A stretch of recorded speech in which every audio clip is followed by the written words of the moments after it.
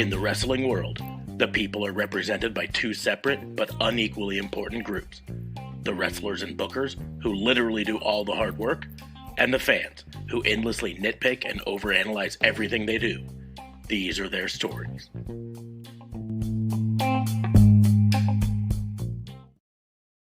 Hey! It's Warhorse, and you need to shut your mouth, open your eyes, and clean out your ears, because it's time to listen to the Raw and Order podcast. That's right, they're bringing you the best in all that meaty podcasty goodness in one, what is it, an hour? Two? Who cares? Who gives a shit? You need to listen to it right now, or else Warhorse is gonna, roll your ass! Welcome to Raw and Order, the wrestling booking unit, a review of WWE Extreme Rules 2021. But we just had to throw on that lovely intro from Warhorse that we got at Zello Pro Wrestling Thunderstruck last night. I am joined, as always, by my partner in crime, fighting District Attorney Vincent Kayfabe. What's going on, man? How are you? I loved getting my ass rolled last night. It's fantastic. But then I got my ass rolled tonight. Yeah. And, I'm currently designing a fuck Vince shirt. Yes. So JLB will be joining us shortly. He had to take out the trash, and that's not a euphemism for anything. It's literally he had to take trash out at his house. So, Yeah. But we are going to go ahead and do the review of WWE Extreme Rules 2021. I have a feeling it's going to be spicy at times. We already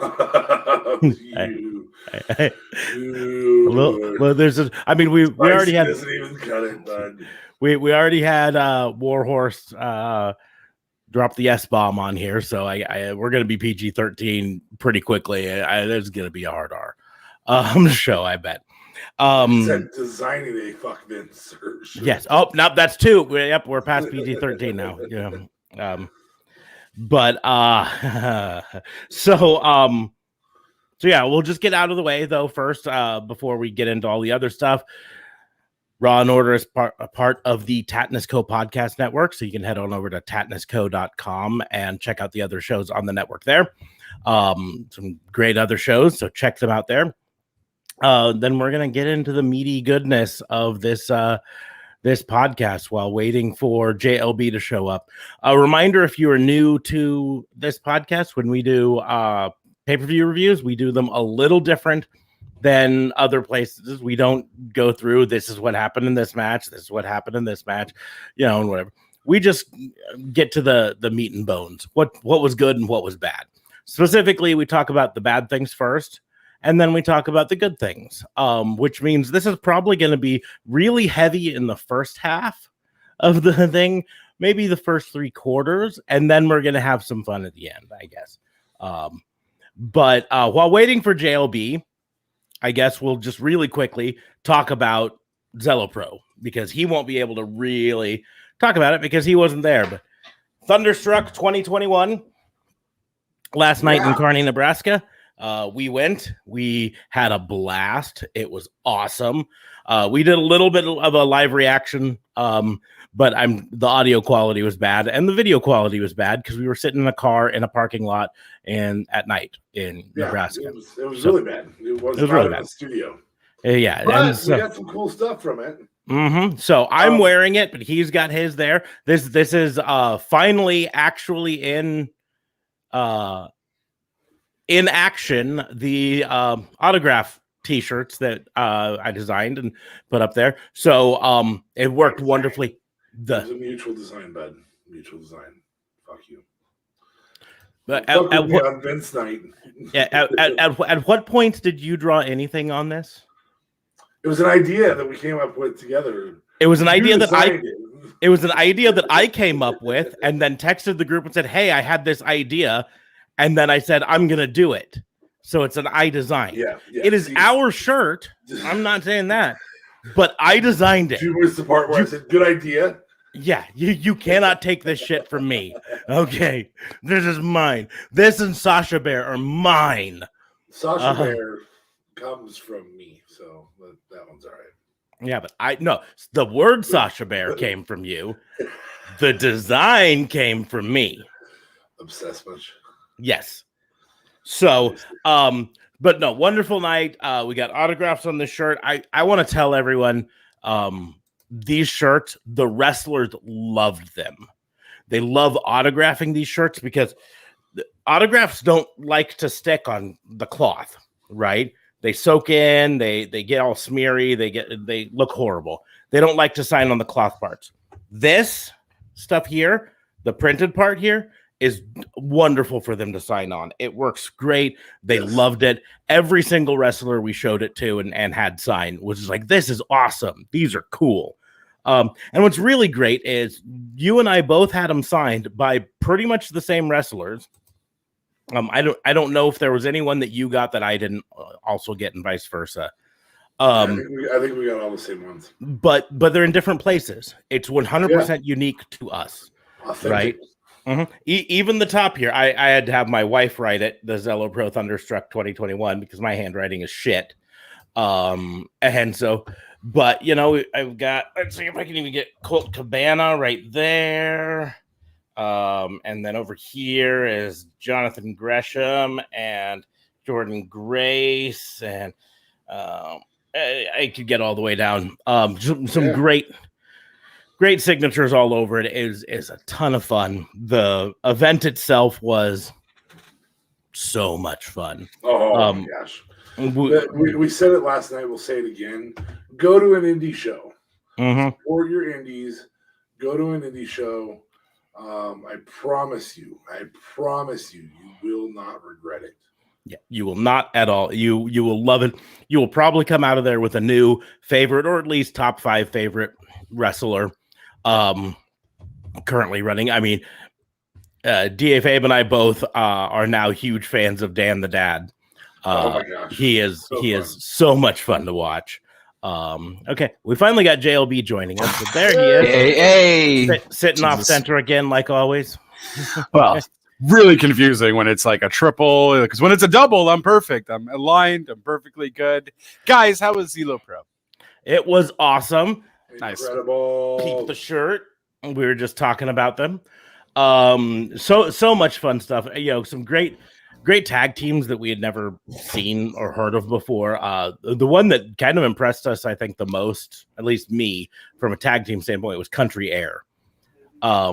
Just an interesting little tag team. The little guy and a big guy. The big guy, I think, is named Outlaw Zach Hendricks, and the little guy's name, I'm not even sure I know. He was one that we didn't end up getting autographs from. He wasn't up signing autographs when we did it. So I'm gonna have to try to figure out what his name was. The little guy was super cool, flip-de-doo and everything. Big guy was power. They worked really good together as a team, and they came out to Nelly's Country Grammar, which was always fun.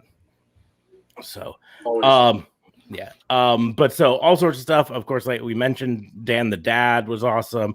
JJ Garrett was a ton of fun. He looks like a young pre-steroid Scott Steiner, or kind of a slightly small, but or kind of a slightly more buff Marty Jannetty.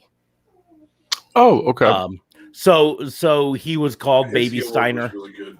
But his heel work was really good. He was actually really good in the ring too. So that was fun. This was our first chance to see GPA. And grade point average. That's what is his name is reference to. Yes. Yes. Okay.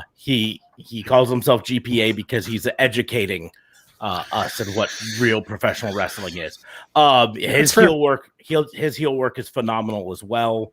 And he's the current Zello Pro champion. Jordan Grace, of course, and Chelsea Green were there, but this was our first chance to see Lainey Luck in action. I mean, I guess technically Lainey Luck wrestled on AEW Dark, so we got to see her in action on this, but seeing her live, she was a lot more impressive live there. Nice. Got to see. I mean, there are a lot of people we didn't know. Big John Crowley. It started off with a 6-man scramble that was not previously announced, and some really great wrestlers in that, and some Some not quite so great, but that's the way these things happen. But Big John Crowley was a ton of fun to watch in that, and so just so much fun. But Dan the Dad versus Colt Cabana. If I'm gonna scour the internet to try to find if someplace they've uploaded video of that yet. I hear it's supposed to go up on either Fight or IndependentWrestling.tv soon, nice. But when, I don't know. Or they might sell them on their. I don't know if they have a shop or a website. I'm sure they have a website. They don't sell any of the videos there, but they do sell them on Fight or IndependentWrestling.tv. They're a partner on it.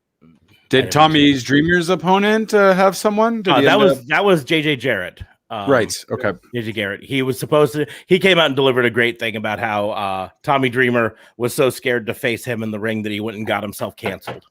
That's a valid point. Yeah, that's and his opponent, his replacement opponent for the night, you just saw, was Warhorse, who just introduced. Wow, so much better. Yeah, I love Warhorse.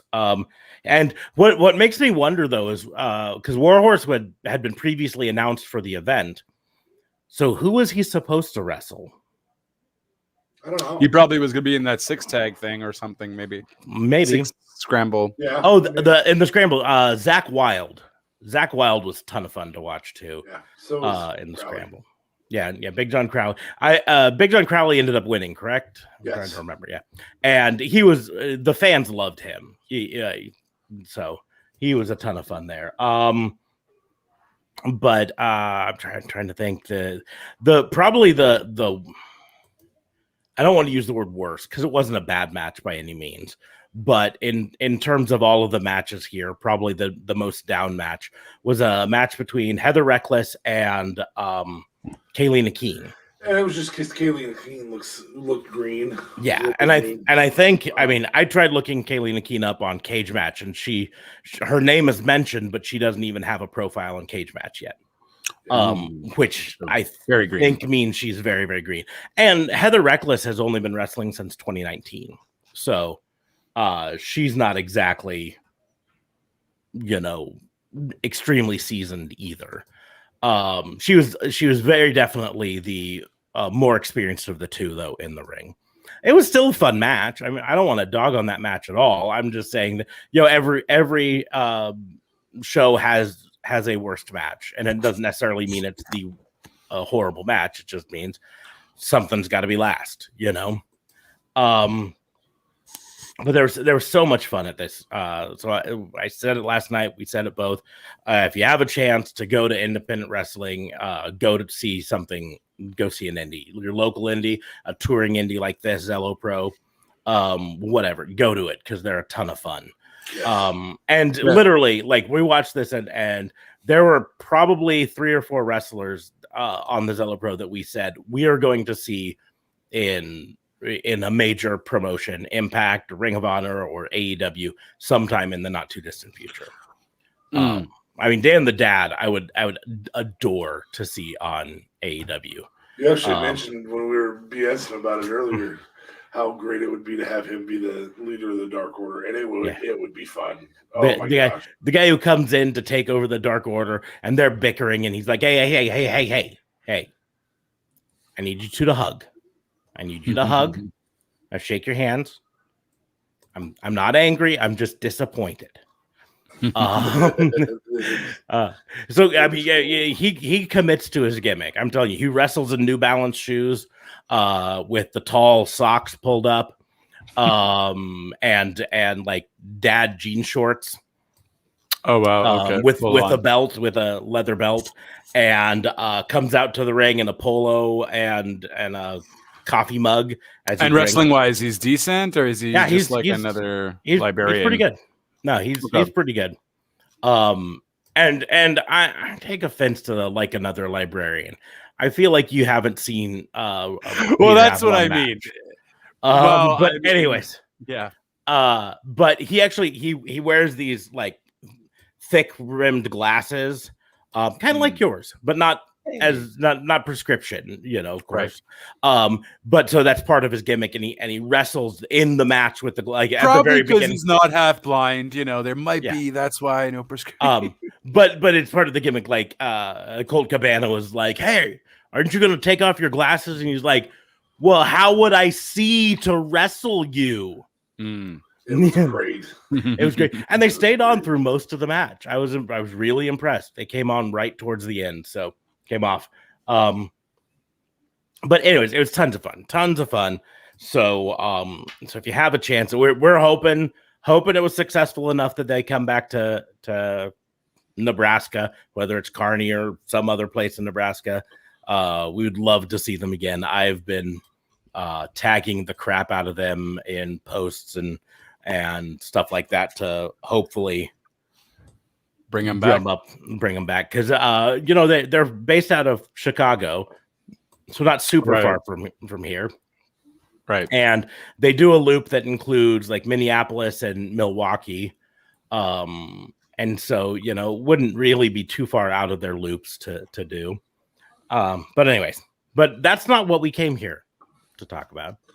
That is not why we came here. We came here to fall off top ropes, I believe. That's what we do, right? We came here to stumble. So we were going to go ahead and get into the worsts and the bests. Of course, when we get into the worst and the best, make sure to like, share, and subscribe, and follow us on the social medias. You can follow us all over there. Find all the links in the doobly-doos down below for them, or at the link tree showing on your screen right now.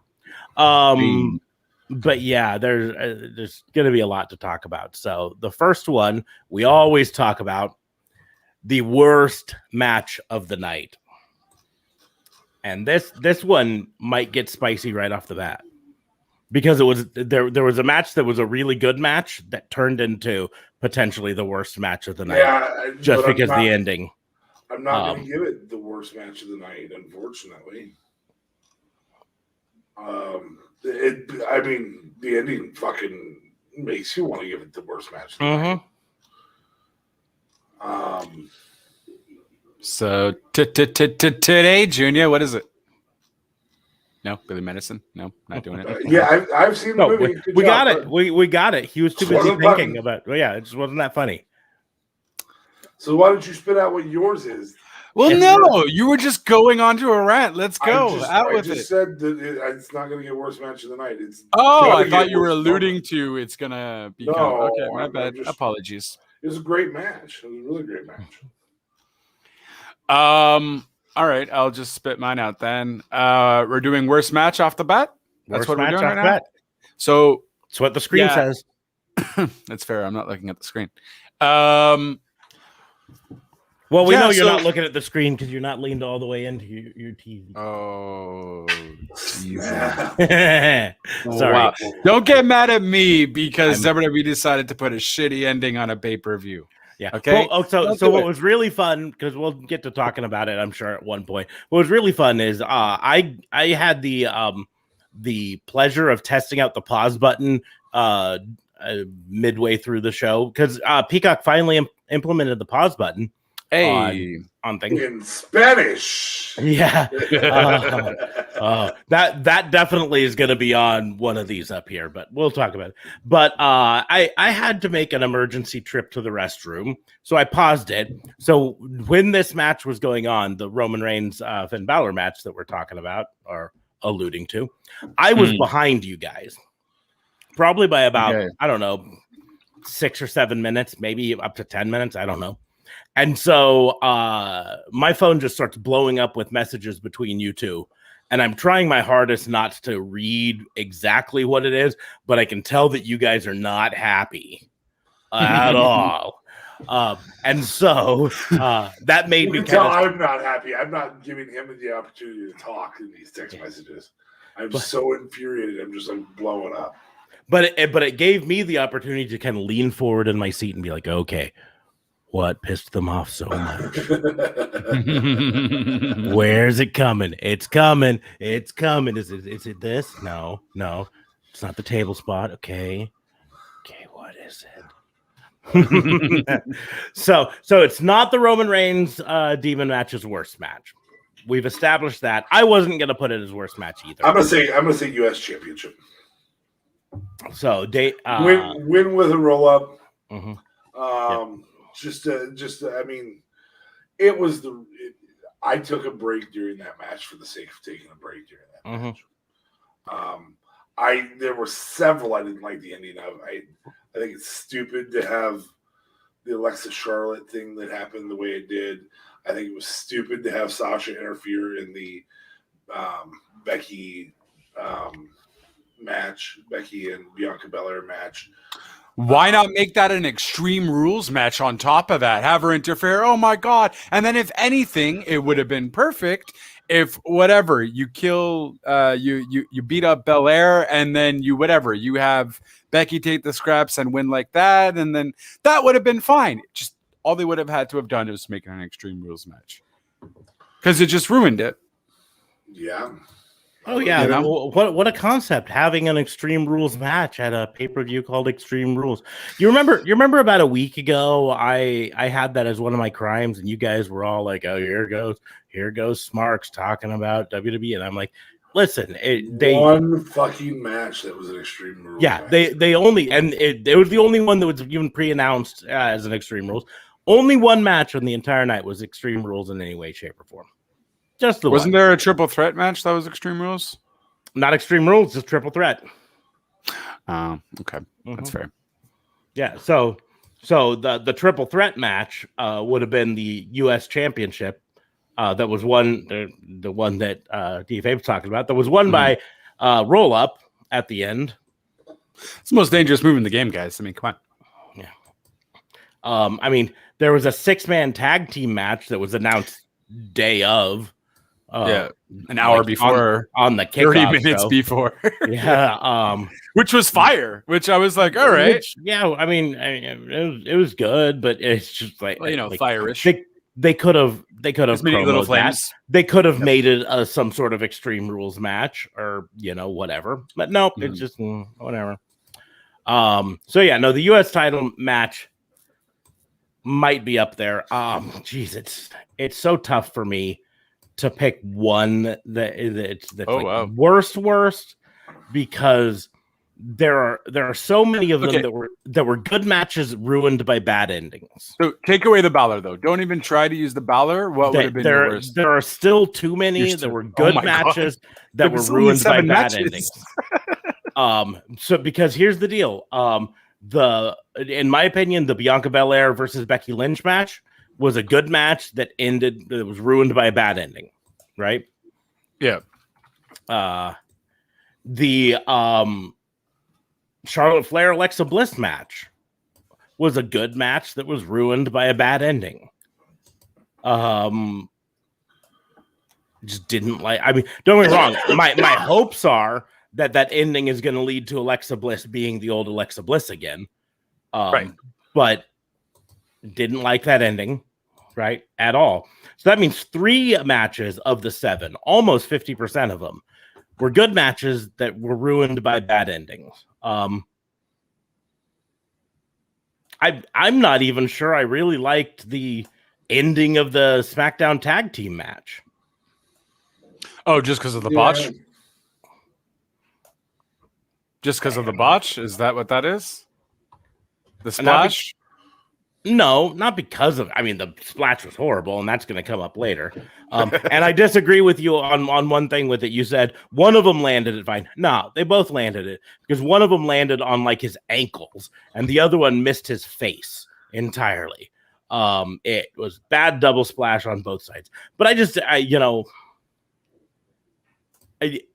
deal: that one could have been an Extreme Rules match and featured an ending that with the bloodline helping, Roman Reigns helping him out and all of that stuff, and it would have been fine, whatever.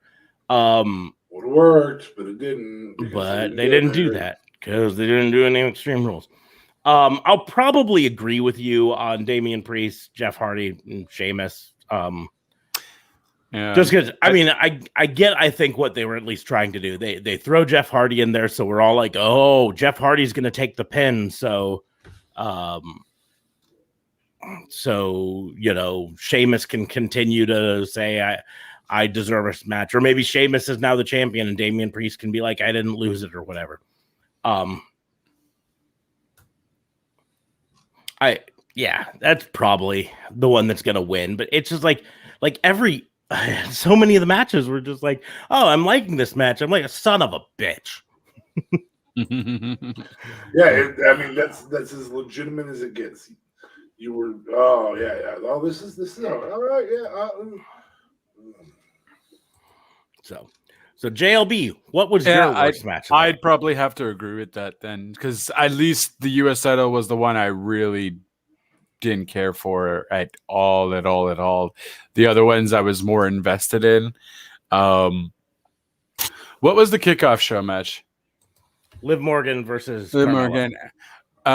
I mean, I guess I could throw that in there, but I am happy Liv Morgan won. Mm-hmm. And whatever. I guess it was a good spot for the kickoff, and it didn't ruin it. If maybe it was on the main card, probably that would have been it. But I really didn't care. I know I did the wrestling pool and everything, and that was part.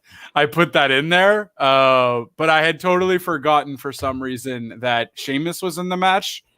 And I just thought it was Jeff Hardy versus Damian Priest. And I was like, oh, Sheamus is in here. I'm like, oh, that makes sense, I guess. So yeah, it just goes to show I really don't care. I don't care for Damian Priest as a champion. I don't care for Sheamus's whole nose thing anymore. It's been way too long. I understand they've just done it too many times with Rhodes, and I'm sure other people, and I'm sure WCW has done it, and it's just an ongoing gag that's just kind of like Dunsky's, and he just did it for way too long. So like, I don't know, it's just very stale, very generic. Well, and the thing is, if you're gonna keep doing it, it's gotta, like, for this match, it really should have been part of the finish. And what I mean is, instead of a roll up, Damian Priest should have just booted him right in the fucking face.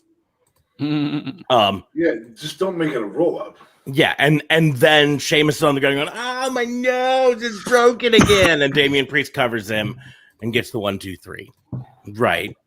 But like his broken nose face thing was basically a non thing, right? It was just there, right? It was just like, yeah, like, hey, we'll talk about it, and we'll make it a deal, but meh. It's I mean, and it just, I don't know. I don't know. I just. Yeah, it was really just the hard part for this. The other hard part for this pay-per-view is that it has to follow Zello Pro for two of us. Yeah, I mean that's the you probably never thought you'd hear that on a podcast, that someone say, you know, the tough thing about that WWE pay-per-view is it happened to fall on the same weekend as insert independent wrestling, that, you know, only a few hundred people were actually at the event. But yeah, that I'm just gonna leave it at that. That's the one. Okay. Worst match of the night, unanimous. Damian Priest defeating Jeff Hardy and Sheamus by roll up. It was a schmuck. Yeah. Had that finish been different, it's not the worst match of the night, because there's other good finish, or there's other worse finishes, but better matches. Like all the other matches had better matches that had bad finishes. It's just we had a lot of bad finishes that just made you go, why in the fuck do I pay for Peacock? It almost makes me wonder if Vince Russo's been brought back to right. Oh Jesus! So many of these things were just Crash TV stuff. You know what I mean? Ooh. It was just like, hey, we'll have Bianca Belair lose because Sasha Banks gonna come back, bro. Why? She's just gonna come back and she's gonna attack her, and then she's gonna attack Becky Lynch too. And we still don't know. Bro. We still don't know why Banks was cut off from that thing, right? It was just pure booking at this point. It wasn't because she was injured. All the reports that I read was she was not injured or being punished. They just didn't have a plan for her. Didn't have. Although she was part of the title picture. Just hey, let's bring Becky and screw your plans. Yeah, more or less. Wow. So we will go ahead and move on to most predictable moment of the night. Well, for you two, it's Roman winning, but for me, it's not because I really thought Balor was going to win. Oh, And I was wow. like, Okay. oh, hell yeah, Balor's good. That explains why you were so mad then. I'm like, dude, you should. Why have you not so been paying angry? attention on the last like 3 weeks of the podcast? He's been all in on this whole. Do this right. They're finally going to do this right. Oh my God. Finally going to have like multiple people fighting over the championship, and it maybe bounces back and forth a little bit, and you know then we could get Brock versus the Demon at some point, and you know give Balor a real run with the Universal title and all this stuff. And I was all like, nope, Vince is going to just feed him to the bloodline. This is just another thing for Roman to conquer, and they're just gonna shit all over this undefeated streak for no fucking good reason. Stupid. So most predictable moment.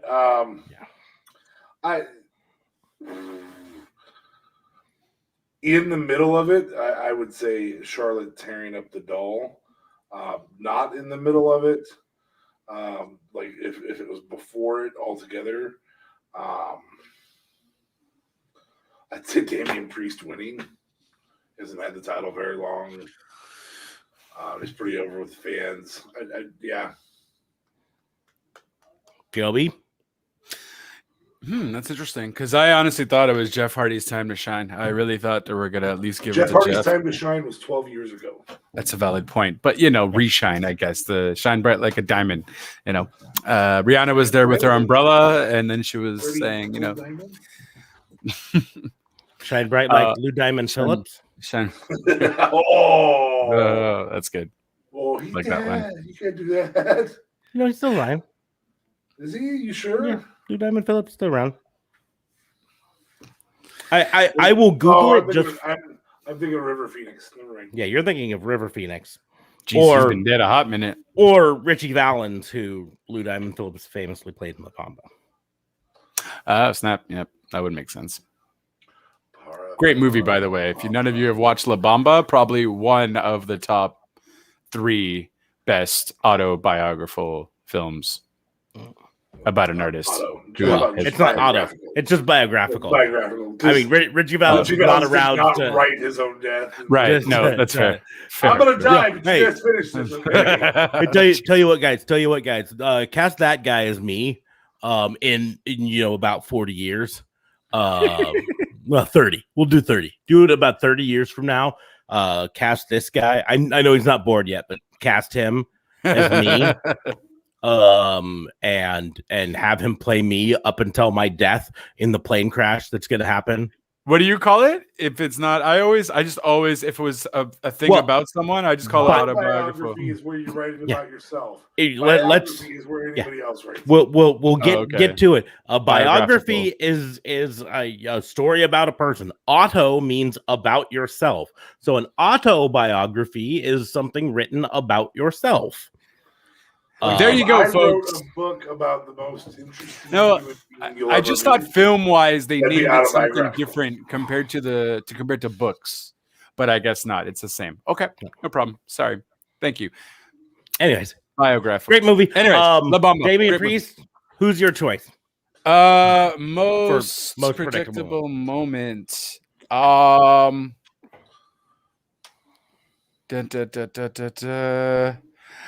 I guess the Usos winning. I never thought for a second that Street Profits were going to take it at all. And they were just going to continue that bloodline. So I guess I'll go with that. I can't really necessarily think of anything too crazy at the moment. So Usos winning. Okay. Well, I'm going to be different from both of you, although DFA did mention the thing that I am going to choose. And it's not Roman winning, although I think that was really predictable. I knew that was coming. But it was the tearing up Lily doll. That 100% was something I saw coming 2 weeks ago. I didn't see it until she had it in her hands. Yeah. And then I was like, oh, that doll's getting torn up. Yeah. No, because she tore up the Charlie doll last week. Yeah, that's true. So I was like, nope. Look, the only thing that would have made me not think it's going to happen is if Lily had, if they still had supernatural powers to Lily, right? which apparently they didn't for Right. You know, Which was, I was like, why aren't you gonna go crazy and do some flame shit? Yeah, You know what I mean? Like, where's the red fire? Come on, you where's the, you went crazy with Finn Balor having a seizure and waking up. That's what Like, you happened. could have easily have done something. Finn Balor stole the powers, the Fiend powers. So much supernatural powers to go He around. didn't know that turnbuckles were the kryptonite of Fiend powers. the demon operates off Fiend powers. So the demon being there, I see it. He's like a suction for Fiend powers. That's So why he had to turnbuckles be. are involved. That's why he couldn't be around. They didn't use the demon versus the Fiend, a year ago. Too much power in one room. Yeah. Well, no, it would have been boring because the demon would have just sucked all the Fiend powers away, and it would have just been the demon versus Bray Wyatt. And we've seen that before. We have. Fucking stupid. Anyways, no, for me, it was as soon as they tore up the Charlie doll, I'm like, Lily's getting torn up. Yeah. The only good thing that I hope comes out about it, I mentioned it before, is Alexa Bliss maybe going back to her normal self. Maybe I don't think it's going to happen right away. They're still going to tell a storyline with this, but maybe this is the beginning of the end of that story. No, she's going to keep taking cold medicine. Maybe. Yep, she's going to continue popping Alka-Seltzer. Well, I mean, we mentioned before, they probably should have had a bottle of water down underneath that desk too, because here's the deal. Like, I read a thing that the reason wrestlers like to chew gum while they're wrestling is because it keeps the saliva flowing in their mouth, so their mouths don't get dry. Because when you're doing athletic things, your mouths can get dry really easily. Well, Alexa Bliss doesn't chew gum while she wrestles. She kicks ass, just doesn't do both at the same time. She doesn't chew bubble gum. She's just always out of gum. Yep.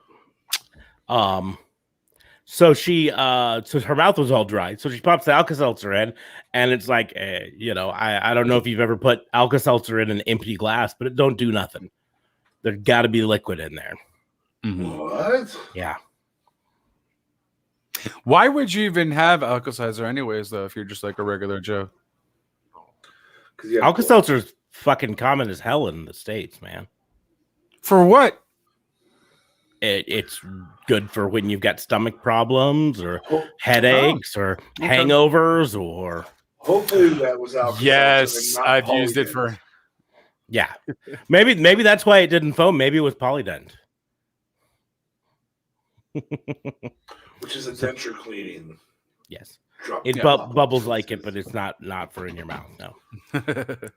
Hashtag still not sponsored. Alka-Seltzer and Polydent. Yeah.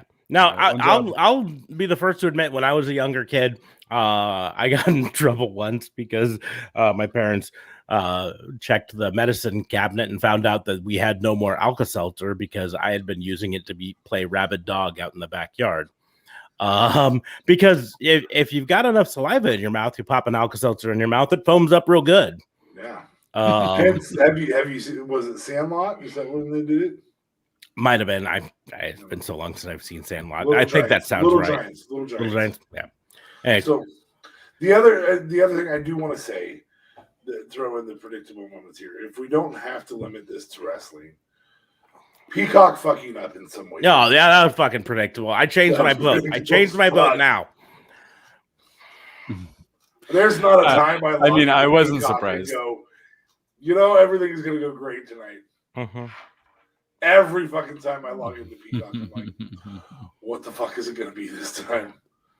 So, like I said, good news is they added a pause button. Bad news is we had to watch the first almost entire match with the pre-show match, all with both the Spanish and the English announce booths being broadcast at the same time. Now, I will give one, and we'll probably talk about it later. This might be one of my nominations for best moments. But when Pat McAfee talked over Michael Cole in Spanish later on, just to make fun of it, I was dying when that happened. I was like, oh, no, I'm dead. That was classic. So that brings us to an additional category. Did you put it in for best line tonight? I did not. but we can. So that's we your can do best that line later. for the night? It might be. We'll get to it. So we'll move on to botch of the night. The ending of the Finn Balor Roman Reigns match.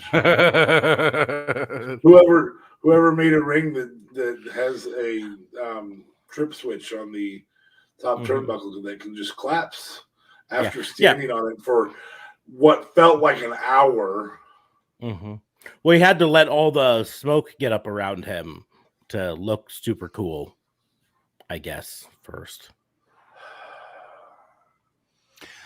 Yeah, I mean, I guess I might have to agree with that, although I might have to give it to the Usos splash, perhaps, because it's not necessarily a botch with what they did with Finn, technically. I'm pretty sure they planned that, obviously. Yeah. You could make an argument that this is worst moment, not botch, because it was obviously planned, whereas the Usos splash was horrible because they were just bad. Yep. Yeah, I would take that. So I could understand that, but at the same point, the frustration over it, you could say it's so shit. It's a botch because it was a botch in the writing. They botched the writing of that match, so that's fair. I'll allow it. Honorable mention that I want to give to botch of the night is Alka-Seltzer, which we've already talked about. Yeah. I mean, seriously, Alka-Seltzer, get in touch with WWE and fix your shit. Yeah. WWE. Don't buy off-brand Alka-Seltzer, Yeah. which I have noticed. I've actually purchased both ways, and Alka-Seltzer fizzles more than the off-brand. So, or I don't know. Like I said, just give her some water. Like, I mean, if she got it under the table. Why was if she'd have taken a big swig of water and then popped it into her mouth, she would have had all sorts of fuzz. Blah. Anyways,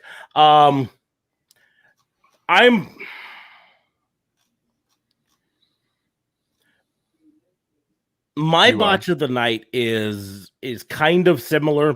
My botch of the night is the fact that we had a pay-per-view named Extreme Rules. Right? Of course. Yeah. Extreme Rules. And only one of the matches. One Extreme Rule. But here's the big botch of it. We had 7 total matches, one of them on the kickoff show. And only one of them did not end in pinfall. And that was Bianca Belair getting, the disqualification when Sasha Banks. That's the only one. Every single other one ended in pinfall. Despite the fact that you had people wrestling who were known for submission moves, right? And no. Charlotte Flair, no. We won't let a submission move happen there. Becky Lynch, Bianca Belair, no submission. Carmella has got the cone of silence thing that she likes to. No, we're not going to do that. Roman Reigns does the guillotine choke. That's his big finisher right now. The guillotine, no pinfall. Every single fucking one was pinfall, except for a disqualification in a thing named No Rules or Extreme Rules. Well, and there's one match that has different rules. Everything else is a traditional match, meaning you don't highlight all those other types of matches that exist, which would give you an opportunity to do that. It would give you that opportunity to have a submission match, to have a false count anywhere match, to have a last man standing match, to have a first blood match, to have. You don't even have to light somebody on fire. Like I'm really kind of grossed out by the concept of Inferno matches, but I would have loved to have seen Becky be like, "This is going to be a first blood match," and then come out in one of Natty's gimp outfits, so that like she hit all the ideas that there could be any blood. Yeah, no, they're all covered up. You don't know if there's blood. That would have been a great gimmick for heel Becky. Nope. No, you can't. In fact, here's my mask tonight. Yep. You'll never know if I'm bleeding. But I mean, in reality, there's so many of the botches. You could say the endings, just just fucking stupid endings is a botch. That's you could cover 3 matches with stupid. You could even actually probably cover 4 matches with stupid endings. Really, She also got a roll up there. So yeah. the best ending of the night, I mean, hands down, is Big E actually beating Bobby Lashley. Yeah. Well, that was at the beginning of the night. It was over. Mm-hmm. And it was a impromptu match. Like no one knew.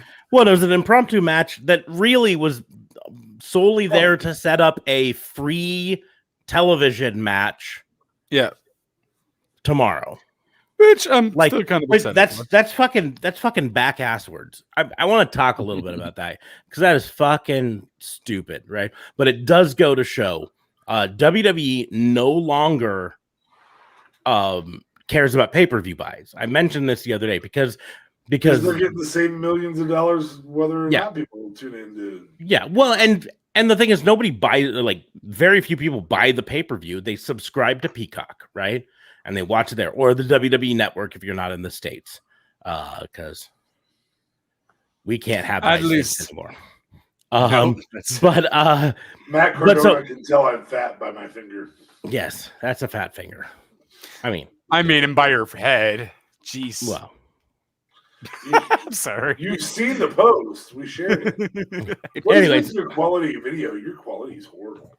Is it? Yeah, his video quality is on crappy tonight, but I'm not worried. Whatever. I mean, you're pixelated as fuck right now. I feel like you look like you were made by Legos. Maybe it's that big square hole called your mouth.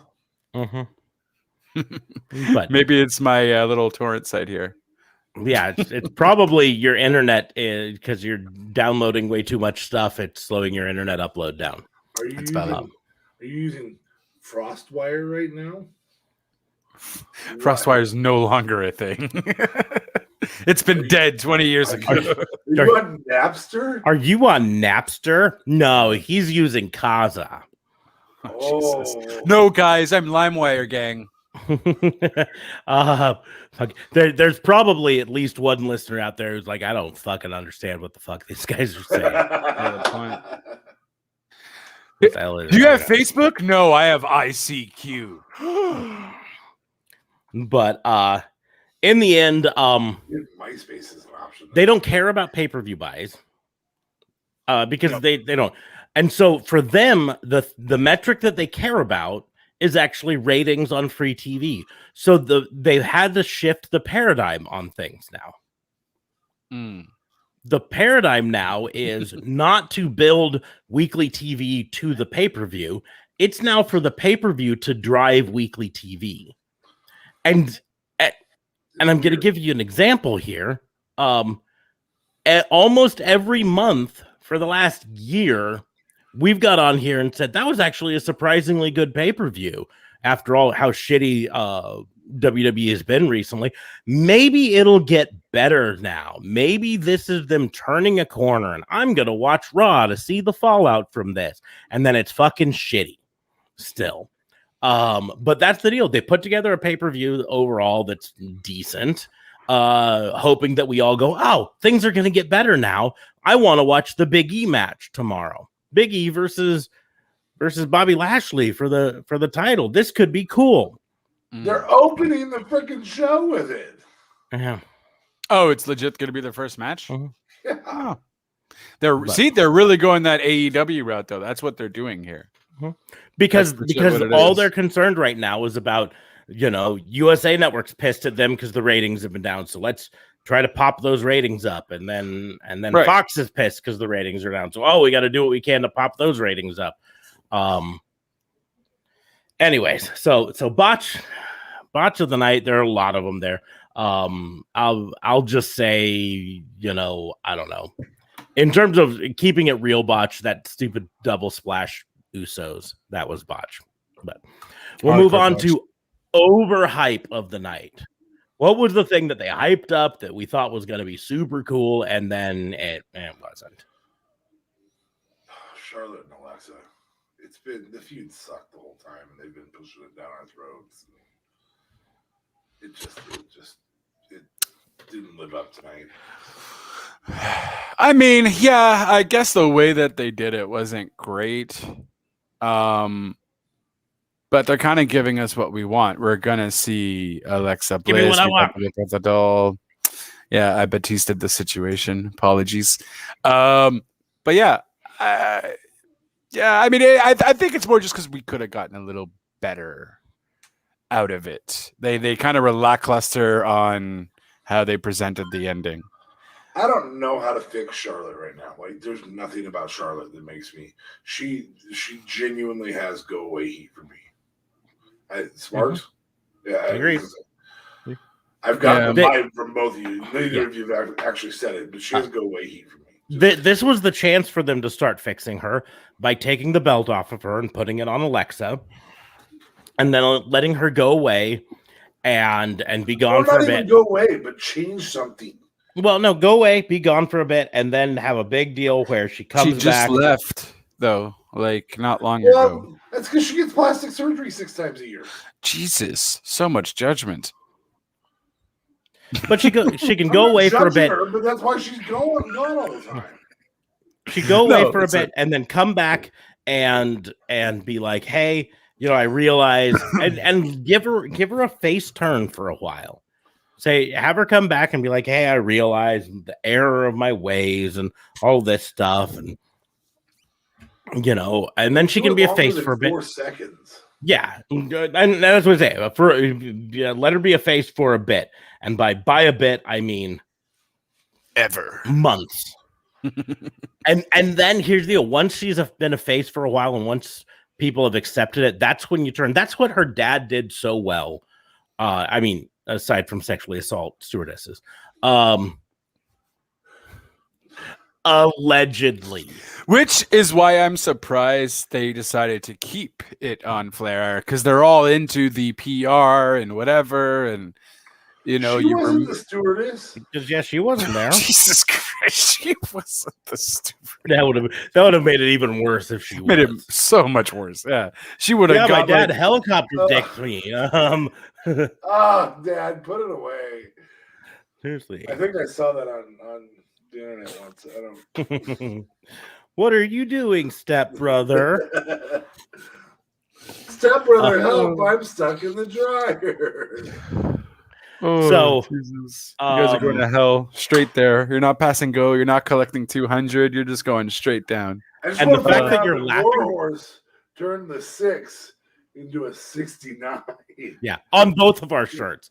It's probably the only, maybe one of the only autographs that's in the same spot on both of our shirts. He took the 6 and added a 9 to it, so that he could then. Now he did suggest to Dan the Dad that he add a 20 to the 4. But Dan the Dad was like, "Well, that'd be pretty off-brand for me, wouldn't it?" Maybe if you become Dan the divorced dad, right? Maybe then Garrett could have done that though. He had a pot leaf on his. Yeah. Anyways, yeah, I don't know. For me, I agree in many ways on the Charlotte Flair Alexa, but I gotta say the overhype: Damian Priest versus Jeff Hardy and Sheamus. Yeah. I mean, it was the worst match for a reason. Mm-hmm. Yep. They hyped that up. This is going to be a big match. And the thing is, I know Damian Priest can put on a great match. I know Sheamus can put on a great match. I know Jeff Hardy used to be able to put on a great match.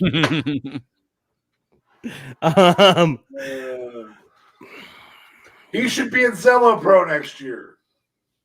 Yeah. That's where washed up guys go, right, Billy Gunn? Oh. Now, I'm going to DM Zello this episode and just this part. I'd be like, guys, this is why Omaha cannot have nice things. I will say that I actually said out loud to Smarks last night. I said, here's the thing, man. I look at all those guys up there, and most of them are small enough that if I got in a fight with them, at least they would know they'd been in a fight. Except for Billy Gunn. That dude is jacked. Yeah. Like, and then I saw John Aggression. Yeah, both of them. Their arms are like this big around. Yeah. Like the size of my head. As big as your head. And for Jonathan Gresham, it's almost more impressive because he's not a tall guy. No.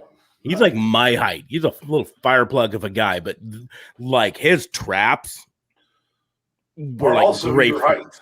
Yeah, they were like grapefruits on his shoulders. Dude's that was such a fun match, though.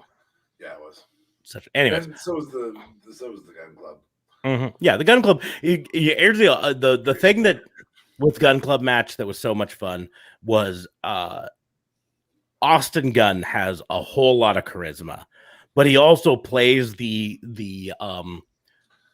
puppy dog with a lot of bark but not as much bite, who goes and finds his bigger dog bully friend really well. Like because the people they were wrestling were these two big barbarian guys, and every time Austin Gunn got into the ring, he was outmatched and just manhandled. And so he'd talk a big game and then get thrown around for a while and then run over to the corner and tag his dad in, and Billy Gunn would come in and throw the guys around for a bit and tag him back in, and he'd go in and bark for a bit and then get manhandled for a while. It's a ton of fun. So your overhype again was the Damian Priest match. Yes. JLB, your overhype. Good overhype. Aren't we at the worst? Yeah. Yes, worst overhype. Overhype. Okay. Overhype Okay. is too much hype for what Too much it hype. got. I mean, over is always going to be worst. Fair. I honestly think I'm going to have to go with the Roman Balor matchup. I think maybe the ending might have done it for me and kind of thing, but it really kind of just ruined it. It was a decent enough match where I was like, okay. To some parts of it, I was like, oh, okay, you kind of had me guessing. Maybe Finn, maybe they might give it to Finn for like 2 weeks or something. I'm down with that. And then heartbeat, seized on up, and then fell on down because somebody cut the rope. I hope they explain who cut the rope. I feel like they're not going to. Oh, right. That's what they're doing. It's Extreme Rules. Anything can happen in Extreme Rules. Like, really, guys? In the one Extreme Rule. In the one Extreme Rules matchup.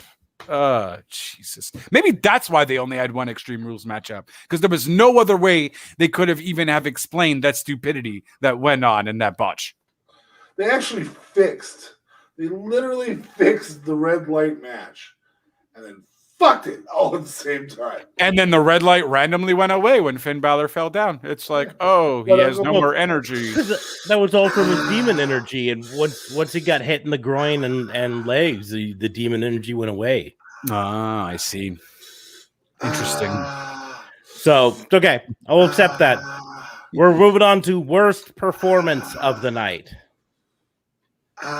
It's done. It's done. Okay, sorry. Worst performance of the night? DAK Fabe mocking Finn Balor's knee injury. Finn Balor was a bit more convincing.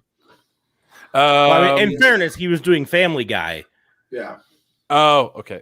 That's fair. Injury. Which went way too long. That was the whole joke. I mean, if that's fair. That's fair. It's almost as bad as Stewie's mom, mama, mommy, mama. Like that went way too long. I was like, all right, I get it. I don't know where you would say either of those were bad. The jokes were yeah. And here's the deal. You will get that joke even more if you ever have a kid. Oh, I was that kid doing that to my mom. So I got it. Yeah, no, you don't get it until you're the person it's being done to. Right. Anyway, moving forward. Worst performance of the night. Ring technicians. Yeah, I mean, I would have said worst performance of the night yesterday was the whoever put the ropes up in the Zello Pro ring, but they didn't collapse, so they were just really loose. Maybe WWE needs theirs to be looser so shit doesn't break. Maybe they were too tight. Toit like a toiga. Sorry. That wasn't as funny as I'm laughing at. I don't know why. But I don't know. Yeah, I think all roads are going to be leading to Finn Balor, man. Like, I don't know. It's just because it's the last thing in our minds right now, too, that it just kind of, there was nothing as ridiculous as that. So we're just kind of like, well, it has to be that. It has to be that. I'm sure there was other stuff, but I'm just not thinking of it. I mean, Alka-Seltzer. Yeah. I can go back to both of those things over and over and over again because they were just really weak. I guess I'll say Becky getting her ass handed to her. I mean, she was getting just fucking bitch slapped all over the place. So side note, here's something I don't understand. If you're another wrestler and you're going to interfere in a match, why do you wait until I guess the reason that she would have waited is she wanted them both to be weak enough to beat the crap out of them. But I just don't understand that long wait. We just lost JLB. Probably because he was illegally torrenting something and the feds got him. Or it just used their feds. It's all federal government. So, They don't have a federal government. It's Canada. They're part of England. They're their own federation off of England. They're independent. Anyways. I'm sorry to our Canadian fans. That was really just a dog on JLB. Hey, look, there he is. He's back. Hey. I decided to go on my mobile phone. Hold on, it's going to be dark for a second. Okay, go ahead. You were saying something before I really interrupted you. Revived by the Balor demon power. Whoa. Heartbeat. Anyways, worst performance of the night. I don't know. Yeah, geez, fucking Jeff Hardy didn't exactly put in a banger of a performance either. No, that's valid. I think Jeff Hardy's just fed up. I just think he's just there to collect a paycheck, and he's been doing that for a hot minute. Hey, mister, I switched to my mobile phone. Is there a way you can turn your volume down just a hair? Because you are blowing us out. Oh, my bad. Is this better? Yeah. That is better. Yes, that is a lot better. Yeah. My bad. When I put my headset on, I had it so close to my mouth. Excuse me. Because you were talking at us like this. I thought you loved my voice. I thought you loved my voice, even when it's muffled with loudness. We are back on Raw and Order's Extreme Rules review, Jesus Christ. We're talking about the worst performance of the night. DA Fabe has not answered what he thinks the worst performance of the night is yet. So let's head on over to DA Fabe. I've given some ideas of what Why did you randomly get lower? Yeah, you're not even whispering in a sexy manner. You're just low. My other podcast voice. So anyway, moving forward. DA Fabe, what is your worst performance of the night? In writing, I'm gonna say it's the Balor match. In performance, actual performance in the ring, I'm gonna give it to or in show, I guess. I'm gonna give it to Alka-Seltzer, which is really nobody's fault except for the fact that nobody thought to themselves, you know what, we should probably put some lukewarm water under the table so she can at least rinse it out beforehand. I would even feel like the announcers would have had water or something, though. Like if she saw it wasn't working, or she felt it wasn't working. Hey, can I get your water? But she didn't put it in her mouth until she picked up Lily, the pieces of Lily. Oh, okay. At the under the ring, you could unfortunately you could see what happened because their camera angles were poorly done on that setup of that event. You're correct. And so you saw her go under the announce table. I am correct. Anyway, you saw her go under the announce table. You saw her come back out. You saw her go to the ring to pick up Lily in her mass astonishment. And then she picked up Lily, and you saw her pull Lily to her face like, and that's when she actually slipped the tablet into her mouth.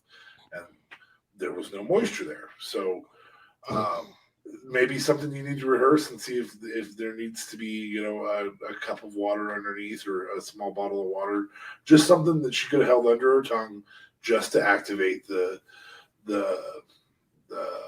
Alka-Seltzer, and that's really nitpicking. But as a whole, there were enough bad performances because of writing that we don't really know who had a bad performance. I don't disagree with Smarks that Jeff Hardy didn't really put on a banger of a match there, but the Alka-Seltzer segment was a fail. And it could have been kind of cool. We all would have known what it was. There's not an adult fan on the planet who wouldn't have gone, oh yeah, that's a pretty smart move. I like that. She's rabid, or whatever. That's not what we got. I mean, she tried her darndest though. She used her own spit to try and make it, but kudos to her. Instead, Dirt Sheet was able to make a pervy meme. So speaking of pervy, Alexa's outfit, wow. Yeah. So I am going to change my vote on worst performance of the night and give it to Pete Rosenberg because I fucking hate him. Oh Jesus! What did he do? What did he say? He was on the pre-show panel, and I fucking hate Pete Rosenberg. Fortunately, I'm not a big fan of the pre-show, so I managed to get away from having to watch him. I just don't like him on commentary. I just don't like him at all. Mine might. I'm getting done with that lean in and calm voice gimmick. It's tons of fun to do, but no, I fucking hate it.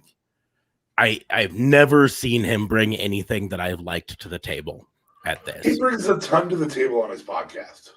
Yeah, that's it. I kind of I'm biased. I'm biased with his podcast and his hip hop show that he has with Hot 97. You can 100% be good on something and be bad on something else. And you know what you do when you're bad on something else? They just stop putting you on that something else, right? Well, he brings nothing to the. They haven't made him a head writer yet, and if you've watched his fantasy booking podcast, it is fucking fantastic, and he knows exactly what he would do. Yeah. So until he has to answer to Vince. Yeah. So get him off the air and put him writing the booking. So I hate him. I don't want to see him on my screen. Right. Watch his YouTubes. Honorary mentions goes to the Booker T commercial for the WWE card. That's fair. Yeah, that's fair. I mean, that's fair. In fairness, I can actually trace part of my financial instability in modern day to the WCW credit card that I signed up for in 1997. Oh, wow. And proceeded to max out and ruin my credit. I still have it in a box somewhere. It's a Sting. It was a Sting card. You could probably sell it now for like the money that you need to pay your debt. Oh, I guarantee you, I could not get that much money out of it. No, but here's the deal: it's not about the debt from that. What happened is the debt from that has been paid off, but it took me long enough to pay off that it fucking wreaked havoc on my credit score. That's where the problem comes. What is the catch with that WWE card, though? Is it like just a crazy high interest rate? There's probably no like specific catch. There's got to be a point system or something. Well, there's not specifically. As far as I know, not a point system. I could look it up, but the big thing is you get discounts when using it on the WWE shop, right? And you get entered in every time you use it. You get entered in for drawings to win trips to shows.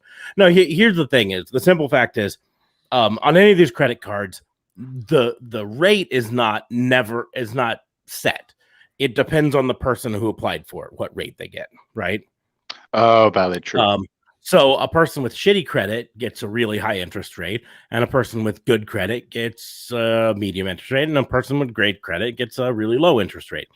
But WWE earns a cut of that interest rate one way or another, right? So they're going to earn money anytime you use that card. Snap. And the thing is, and here's why I throw it, is those types of cards are obviously aimed at a certain demographic of people. And those are people who already make poor decisions with their money. So Which at Which 19 years 20 old, years ago, yes. yeah, at 19 years old, was me. I'd never had a credit card before. Well, this was my second card, but when I got it within a month or two of my first card.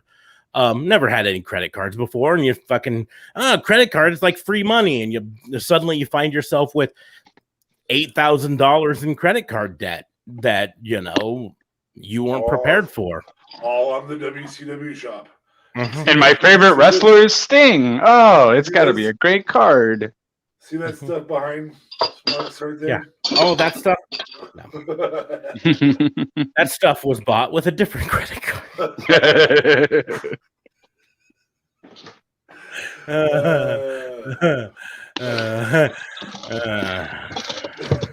Yeah. Well, this podcast just got depressing. So still not sponsored by any credit card company. This is ridiculous. They're the easiest to sponsor people. We're not going to get sponsored by a credit card company the way we're talking shit about them right now. That's for certain. Hey, kids. I'm not saying credit cards are bad. They have their use, but here's the deal. Understand budgeting first, and understand budgeting first. Yeah. I'll tell you that credit cards aren't away from the mouth again. Away from the mouth, because you're back to this again. Understand budgeting first, kids, because credit cards are bad if you're irresponsible and careless, like Officer Mark Smarks was when he was 19. The big thing is just knowing it's not free money. You not only do you have to pay it all back, but if you don't pay it back that month, you have to pay it back with a usually fairly high interest rate. You guys have a minimum though, right? A minimum balance that you have to pay, that you could pay, that they tell you. Okay, yeah, there's a minimum, but it's usually like $50. $50 at the time. It was like $25 or X% of the outstanding balance or something like that, whichever is. And while we're on it, kids, never pay just the minimum. Always at least pay double the minimum. If you really can't afford to pay everything. Yeah. Take your best friend to a Jim Gaffigan show. Here's the deal. If you've got you want to use a credit card credit advice from Raw and Order. You want to use worst performance of the night. You want to use a credit card to build your credit score. Here's what you do. You get a credit card, you use it to buy one affordable thing per month, right? You wait until your statement date comes out, and then you pay the whole thing off down to zero balance. Yeah. I actually heard you shouldn't pay it all off if you want to build your credit. That's why the important thing is wait till statement date. Statement date is different than due date. Statement date is when they report the balance to the credit companies, right? And so you wait until that date, so they report that you've got a small balance on it, and then pay it the fuck off. All the way gone, right? Down to zero balance, right? Because then you get zero interest on it. Most credit cards have 0% interest for the first 30 days of purchase or whatever, right? So you pay it the fuck off, and then you're good. And you do that every month. So like you develop a thing where you put gas in your car, or every month you load your Starbucks card with $25 so that you can pay your Starbucks with it or whatever. But the important thing is a small amount that you can pay off, so that you're always getting out of that hole before you get. And then the other piece to the credit one, if you really want, points are fun. But that's the deal. If you use this, you have to pay it off every month too. Yeah, you're paying it off every month. You're getting all those points. And that's why I said something affordable. If you're making a ton of money, right? You can. I'm a podcaster. Yeah, you can use it to buy something big. Like in my previous career selling cars, we had people who would walk in and buy a $10,000-$15,000 car and put it on their card, their Cabela's or Bass Pro Shops card. And get the points. Yeah, in a former life. before I went to the academy. Wow, I didn't know. Mm-hmm. That explains why you're such a snake on this podcast. Yeah. No, and I suck at selling cards because I'm not a snake. That's the thing. But they buy the entire car, $15,000 on a card, get all the points from that, and then pay it the fuck off. So they didn't have any balance on it. So they'd get these points effectively for free, and then they'd use them for shit like traveling around the world, right? Which you shouldn't do now because of COVID. If you do it responsibly, you know. But here's the I'm gonna drop a reference to. There's a TikToker that I follow, Zach Burabell. Zachary Burabell on TikTok. Go find him. He does credit card hacks, where he shows you how you can use a small amount of points to book like trips to all over the world. His TikToks are phenomenal. You got to share that to me. Where he'll be like, hey, you want to fly to Abu Dhabi, right?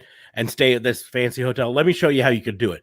Hilton Rewards is a partner with this hotel, so you can use your Hilton Rewards for that. But what's the thing? Well, Amex currently is a partner with Hilton Rewards. You can buy Hilton Rewards points for X number of Amex points right now. And Amex will let you buy points for 10 cents per point or something like that. So here, you can buy enough points to book 4 nights at this hotel in Abu Dhabi that normally would be $5,000 for the 4 nights. You can buy enough points for that for $800 in Amex points. And yeah, fun shit like that. So anyways, but we're going to get back onto wrestling. Hold on. Wait, before we get back to wrestling, you told me I can go to Abu Dhabi? I can fucking find Nirmal? You could try. You could try. This public service announcement was brought to you by Visa Card. Abu Dhabi is very large. Nirmal is very small. She's the only one that looks like a cat or like a cartoon. Yeah, but still very small. You'd have to have more than 5 days. That's all I'm saying. Okay, fair enough. All right, moving forward. Back to wrestling. This part of the podcast was brought to you by Garfield and Friends. And voiced by Bill Murray. A fun thing, Bill Murray didn't actually voice Garfield in the cartoon. It was just a guy who sounded a lot like Bill Murray. Bill Murray did, however, voice Garfield in the movie. Yeah. Moving on to worst move of the night. Us having a conversation about credit cards. That was the worst move of the night. Mm-hmm. Worst move of the night with 19-year-old me signing up for it. Worst move of the night.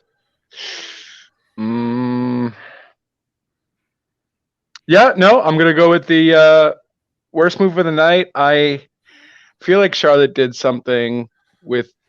It was a mix between Charlotte and when she did the. No, never mind. She actually landed that perfectly. Yeah, get back to me. What do you guys? Nah, I don't want to say that. I've been trying to find something different because it's honestly just gonna be the Uso splash or like Finn Balor faking his leg while going off the ropes, or really the red lights coming on and off. I was letting you think. I'm telling you, for me, Usos.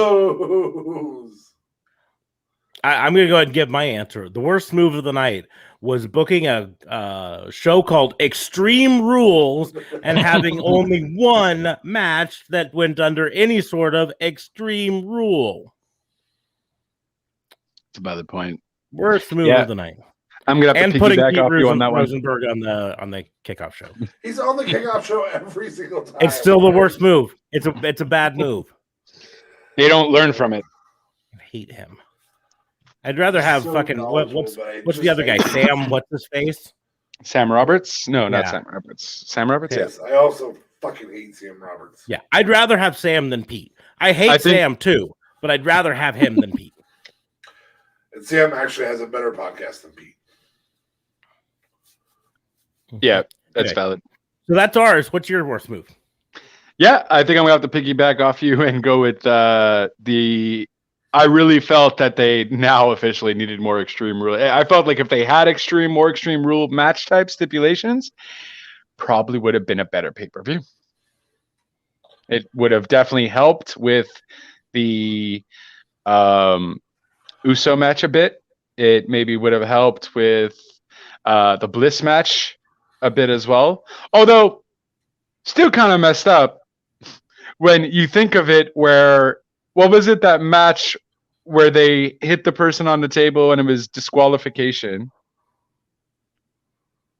A couple months ago, I can't remember what it couple was. months ago, We I feel fucking like roasted it. so, and then now you have everybody hitting their person on the table, and like it's no problem. It's like, hey, oh no, he hit him on the table. Oh, let's go back to the ring. Like, is it possible? Because we still saw a little bit of extreme rule. We still saw a little bit of them doing not so just a normal match type within this event, though. We didn't see him go to the crowd like Roman's match, but we did see them go out of the ring, hit them on the, to do a little maneuver on the steel steps, which I guess they do anyways now, and they just made it normal. They just normalized it. But yeah, I guess I'll just have to go with the only match being Extreme Rules, because it would have definitely helped out with the other matches to make it at least that a little bit better. It would have certainly helped in the triple threat match. It was so bad. Well, and a triple threat theoretically is an Extreme Rule because there's no DQ. Yeah, but I still felt like if you would have had, it's like, also so commonplace that it's just tough to. That's it. Like, I felt like they didn't even use like just a legit Extreme Rules match. Give me more of tables or something. You know what I mean? They use the Extreme Rules ish for a triple threat in the most lamest way possible. Hey Bruce, where do you want me to put these kendo sticks? We'll put one on one side of the ring, and then just bundle the other ones up on another one on the other. Make sure there's one sticking out so it's a handle. Why do we bring kendo sticks to these things anyways? But it helps put the ring together. Oh. Apparently it doesn't, because Finn Balor fell off the rope. The kendo sticks weren't holding. You're fine. Yeah. Hey, well, while I'm putting those under there, do you want me to finish putting that top rope all together? Nah. It'll hold. Anyway. You know, I just got to point out, after all of these times with the ring ropes breaking, and then the ring itself breaking when big guys did moves on it, why does anyone trust WWE to put the ring together? Like, I mean, it just broke under a 185-pound dude. Yeah, this wasn't Big Show climbing up to it. This was little guy, Finn Balor, and just fucking. And you had it work for the entire rest of the card. Like, they have to have a story. They can't just do, oh, well, it's Extreme Rules. Oh, that's why it happened. Oh, you never know what's going to happen on Extreme Rules. You know, like, you got to give me, I mean, I guess they'll just do some lame-ass thing like, oh, the Usos cut the ropes or something, for if they are going to mention anything. But truth be told, they're really just going to say, hey, it's an Extreme Rules match. Anything can happen. The ropes fell off. I got a question. Why, for an Extreme Rules match, why doesn't anyone just bring a gun? Oh, Jesus. Or a taser. Yeah. Or just knife, fucking bow and arrow. Yeah. Because PG-13. I win. Yeah, Damian Priest would win all the Extreme Rules matches. He'd just shoot him with his fire arrow. That's a valid point. We have gone off the rails tonight. We're spicy. Moving on. Final of the worst moments, and I think this one we're all going to be unanimous on. A worst moment. Ring ropes breaking. Finn Balor. It was fucking stupid. Dumb. Absolutely. The problem is you built something you hadn't built at all before. That's it. Other than Finn Balor never losing as the demon. But then all of a sudden you built like supernatural powers for him, which had never been built before for that character. It had been built before, but not And- for that character. And Also, those superpowers made him so strong he could beat 3 Samoan guys or 3 Polynesian opponents all at one time.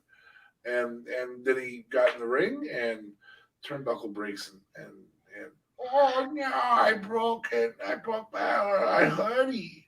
I can't fight no more. Yeah. I just came back from death, but now my ankle hurts and I'm done. I done. I quit. I done. Demon, go away. Yeah. Bye. Just hurts so bad.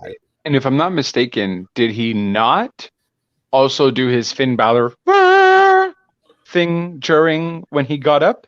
Well, I mean, Wasn't his music playing? No, but I feel like he His did it music during was the end playing. of the match. But no, he always, when he goes for the coup de grace, stands up there and puts his arms out like the thing, you know. But I mean? I felt he I heard always the does- music with but this one, though. Am I the crazy? the music was playing ever since the heartbeat. Because here's the deal: this I honestly don't think this was planned. I think it's that the people in the truck just didn't have a quick way to separate the heartbeat from the demon music. Right? It's all part together. So when they wanted to play the heartbeat for him coming back to life, they just started the demon music, which starts with the heartbeat, and then just forgot to shut it off before the music hit. You know, like the Mexican announcers' mics. Yeah. So the music continued to play. Maybe I'm wrong, but I'm under the belief after watching it that I don't think the music was meant to continue playing. But it did continue playing. So when he got to the top rope and stood up, the music was playing at the same time he was up there. So you're correct that, but I don't think it wasn't was crazy. I don't think it was planned that way. Okay. I think it was just we need the heartbeat. Well, the heartbeat's on the start of the music, so just play his music. Okay. Dum, dum, dum, dum. That just goes to show you they don't plan at all, because that easily could have been cut in 2 seconds. Make it as long as you want for him to freaking have a spasm attack while on the ground, and then all you have is heartbeats. And to your point, Mr. Fabe, the WWE, and that's not a WWE thing, that's a Peacock thing, because that only happened in the States. So that was a Peacock error and not a WWE error for the Spanish thing. I know. It was a fun joke. All right. It was a bad joke. Just saying. Just, you know. Yeah. That's what we do is bad jokes. That's fair. Yeah. How long have you been a part of this podcast? Wait, when was the last time you heard a good joke on this podcast? Because I mean, I know you think you have good ones, but you don't. Oh, snap. Oh, no. Can we move on to the best stuff? Yes, let's go. Hey, finally, Universal worst moment was the fucking rope breaking. Best moment. Best. I'm trying to lift my spirits up here. Hold on. Pre-show count? Does pre-show count? Tell me pre-show counts. Does pre-show count? Pre-show count? Fucking fine, whatever. Liv Morgan winning. Yeah, that was probably the best moment. Yeah, that one was good. I'm gonna go with Big E beating Lashley. Yeah. That was probably Also best good. moment thing. Yeah.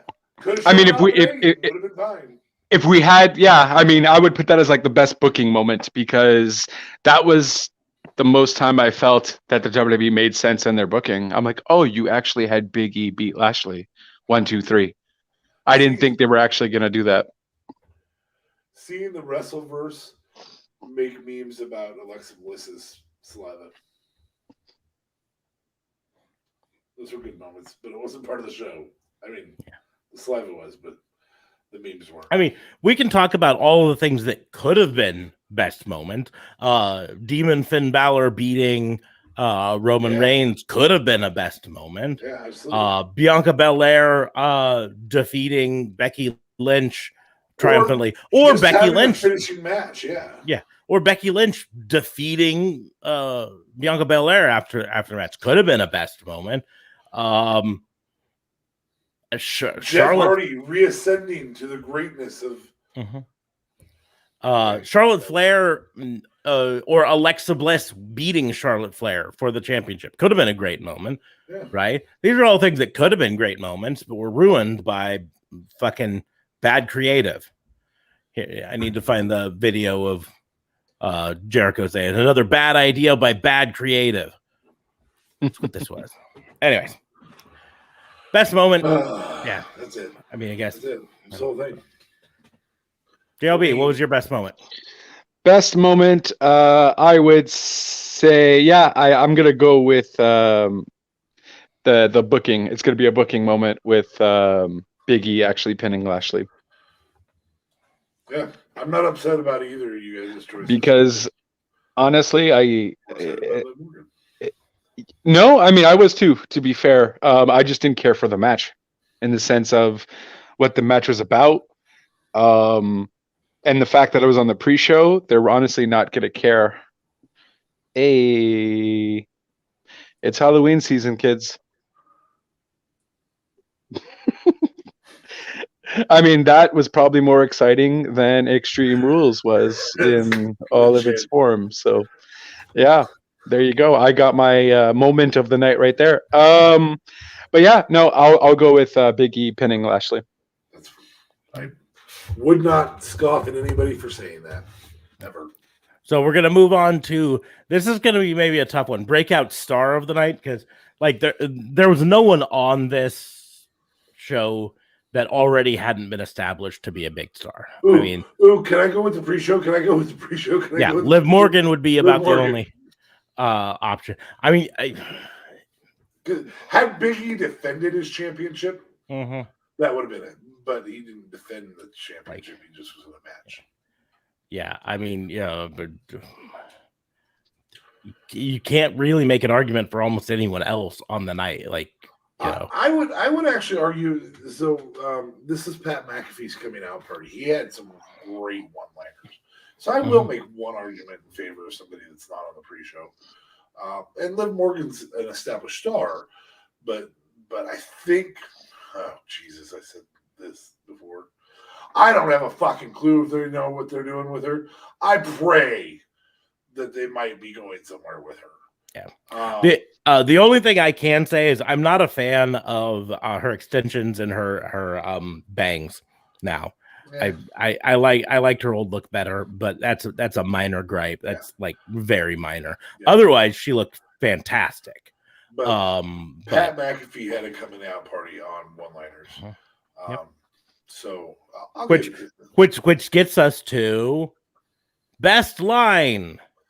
New category. You have the one category where he talked over Cole in Spanish. That's my choice. Is because here's the deal with that. That's thinking on his feet. Like almost any of the other lines. JLB? Nah, he doesn't have his camera turned on because he's fucking. So are you? Did you have a breakout star there, Stud? Breakout star. I guess you got to. It's universal. You got to give it to Liv Morgan. I mean, there's no one else on there that was a breakout. To Liv Morgan. Wow, Liv Morgan, that's a new one. See her. Yeah, I don't remember seeing Liv Morgan on this show tonight. Right. I thought she was on Impact. What's Liv Morgan doing in the Impact?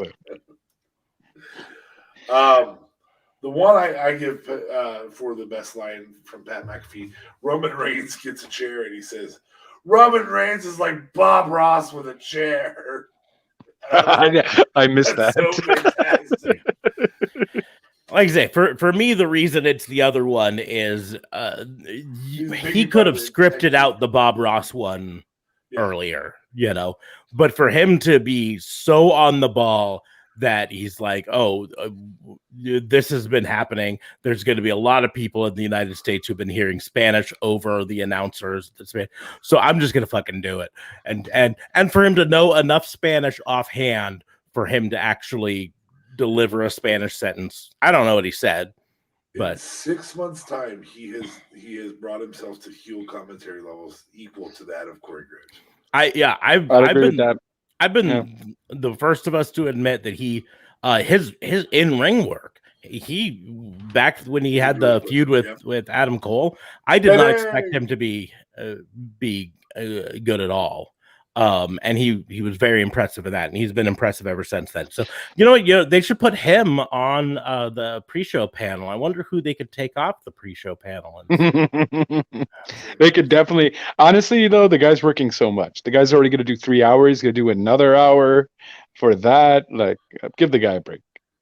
They could easily put someone else on the pre-show panel, but no, I don't want to give him. I mean, to be perfectly honest, I really kind of don't like almost anyone on the pre-show panel anymore. Like, I like Kayla. Charlie or Kayla. Kayla. I like Kayla. Yeah, Charlie's gone, but I like Kayla. I guess Sonya Deville was on the pre-show. You know, I like her. Okay, I wish she'd go back to wrestling, but whatever. I feel like her and Naomi are going to have like a thing. Yeah, I think they're starting to build that, but I just want to. It's just taking too long. My worry is they're going to build it all at a storyline where she's still the boss, and so she just keeps putting other people in front of Naomi instead of actually having a match with Naomi. Anyways, I'm kind of tired of seeing Booker T on the pre-show, so I'd be fine without him. But you like JBL? You like JBL? Yeah. Oh, so get him on. I don't mind JBL, but I'm fine without Booker. He's just anti-bully, and then JBL's known for his bullying. Yeah.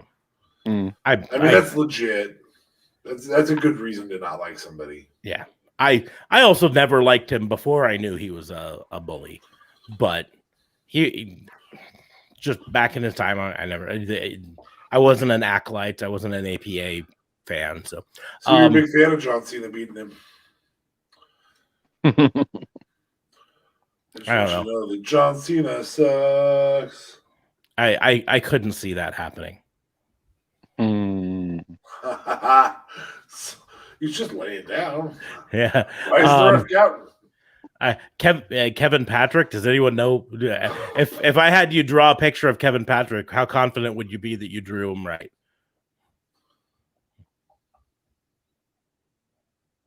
Do you have any idea what Kevin Patrick? No, I don't get your joke.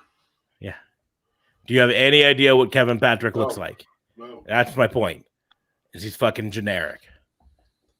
Yeah, it's valid. When I hear Kevin Patrick, I'm thinking of like the old WCW ref, but I don't think his name was Kevin Patrick. That's Nick Patrick. I don't know if Kevin Patrick's any relation. He doesn't have a Wikipedia page yet, so I can't click on his name. Moving forward, best performance of the night. JLB, what do you got? I'm gonna go with best performance. I am down to give it to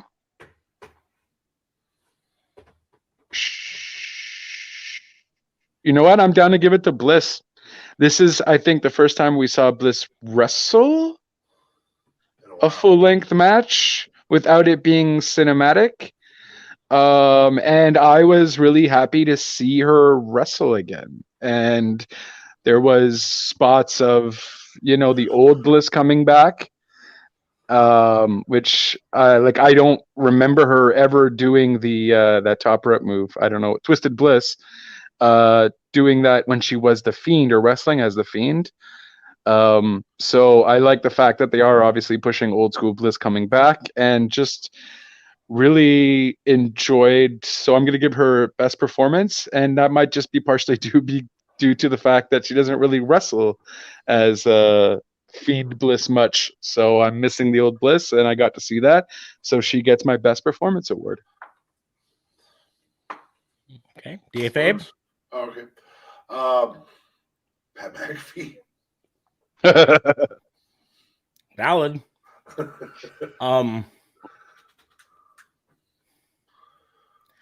So it's so tough because I'm a Finn Balor fan, so I want to say Finn Balor up until great, yeah. The match was fire up until that.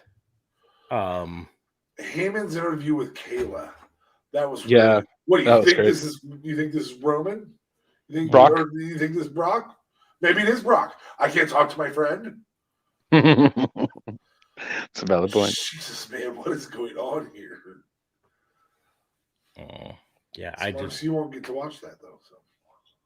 Yeah, I won't until they move Roman to Raw at the draft and fucking go back to the jam belt. Damn. So you don't even try to watch the highlights of SmackDown because some Paul Heyman classics happen on SmackDown, man. No, I was talking about he's not going to be able to watch he's boycotting Crown Jewel because he always boycotts Crown Jewel. Yeah, I don't watch Crown Jewel. Yeah, you'll watch the highlights though. No, I don't. You won't do it at all. It's a political thing. I'll be the first to admit it's a political thing, but I refuse to support anything with Crown Jewel. And so the Saudi Arabia thing, I will not give them my highlight view. I will not give them my stream view. It's the closest thing I can do to voting with my dollars against that. You know what I mean? Mm-hmm. No, that's fair. So, and it's just me now. I'll come back. I'll be back. I just got to step away for a second to get a glass of water.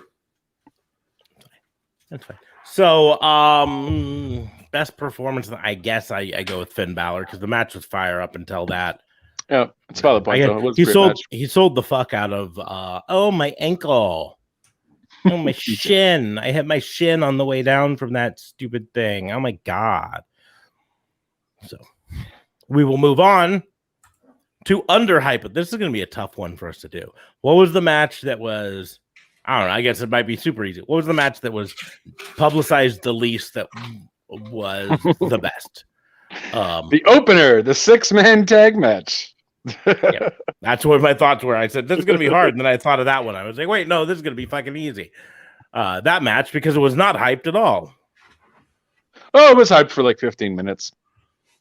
Underhype of the night. Uh-huh.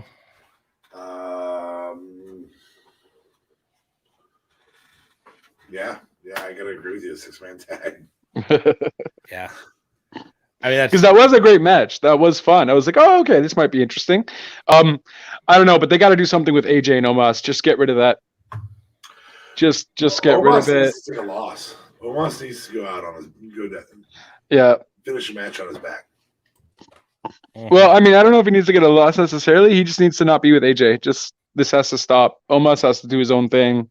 But then I feel like if they try and do that, he's just going to get lost in the shuffle. Yeah, I think Omos has to lose. I do. They're not going to, though. That's Vince's new big man. Because I guess he ain't going to hire Braun back. Which I seriously thought he was going to do since Braun wasn't being called up anywhere else. Is his time up, Braun's? Yeah, I think it's been up for a month or so. But also no one's hiring just because he's asking for too much money, and it's kind of a pointless hire. Well, there has been hints from Impact Wrestling that they might be looking. Yeah, but they hint at everything. They do, but Broken Clock is right twice a day. Eventually, they're going to hint at something, and it's going to be something that was real. So, I mean, it's looking like them hinting at Buddy Murphy was real. Yeah. So, which is weird because then we saw that video vignette, although it's not AEW officialed. There was still a lot of, stuff from Aleister Black's thing or Malachi Black's thing. That was part of that. It was the same thing. So I thought, oh, okay, he's definitely going to AEW. And maybe they were in talks, but then they kind of realized, oh no, we'll just go with Brian and Cole, grab them first. And then the forbidden door is open. So he can go to Impact and still fulfill that. That's true. It right. It's vignettes. Yeah, he did some vignettes. Yes. Thank you. Whole lot of vignettes. Whole lot of vignettes. I mean, for me, underhype of night, of course, the New Day match, the 6-man tag, because up until an hour before it happened, we didn't know what was going on at all. Yeah. And it was a good match. Yeah, it was a great match. Barring almost. Yep. So, what was your oh my god moment? And this has to be because we're in the best, so the good side. This has to be what was the good oh my god moment of the night. Fuck you. No, it was the heartbeat. The heartbeat hitting, the lights changing, him kicking ass. Everything up to the worst moment of the night. from the lights changing was the best moment of the night. That's why it pissed you off so much. Because you literally got the best moment of the night, followed by the worst moment of the night in 90 seconds. I don't even think I like the heartbeat, to be honest with you. I thought it was weird.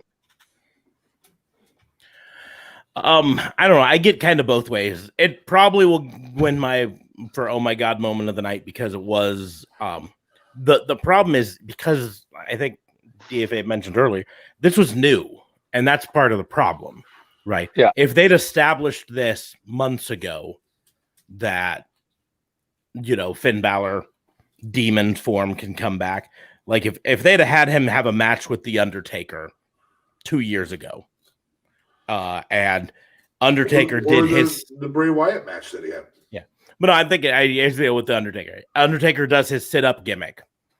So you have a moment in the match where Undertaker does his sit-up gimmick, and then Undertaker gets the upper hand, and Finn Balor's down, and then the heartbeat hits, and Finn Balor does his sit-up moment, right? That would have been a fire way to establish this is something that the demon does. But because they had never established it, I get it coming out of left field a bit. But it was the moment that we thought, and we mentioned it, this was their swerve, but it was the moment we thought maybe Finn Balor's actually going to pull this one out. Maybe he can't be killed as the demon. That's it. Because you mentioned he never lost as the demon. That's a legit thing. Not on the main roster. He lost one time as the demon on NXT, but they ignore that on the main roster. So up until tonight, officially on the main roster, the demon has never lost until now. Until now. And if you're going to make anyone lose that record, it's got to be from your tribal chief. You got to acknowledge his greatness. Well, yeah. Now the record breakers are going to have a match at Crown Jewel. Yeah, and that will be the hype about it. One broke. Mm-hmm. You broke the streak. I broke the demon. Well, I mean, we might actually see Finn versus Taker. Wasn't there like a Undertaker poster for Survivor Series? That being a thing? Was that like a legit WWE poster? It was, no? You saw that poster? I did not see anything of the sort. It's the 30-year anniversary, though, so of him showing up. So maybe was that 90? Oh, okay. So yeah, exactly. So maybe it's only for Survivor Series. I would think Vince would try to bring him to Saudi to do a Crown Jewel thing, and what kind of cool thing to do with Finn and Taker, since the Saudi shows don't really matter. Yeah, I would say because Taker's not having a match. No. I would say because we're over a month away from Survivor Series, almost 2, that anything you see right now for Survivor Series is at best a mock-up, and at worst a fan made. Yeah. Because here's the deal: arenas need to advertise long before the card is set. So what do? They mock up some shit. They throw together some wrestlers that might be there. And I mean, even Zello Pro, right? The poster for the Zello Pro match originally had Alex Shelley on it, and I believe Hammerstone on it, and a couple other people that weren't even there, right? Because when they made the poster was before they'd booked all the talent. Right. And then as it got closer to the day, they updated the poster to show here's the talent that's actually going to be there. So, anyways. Moving on to best move. Best move.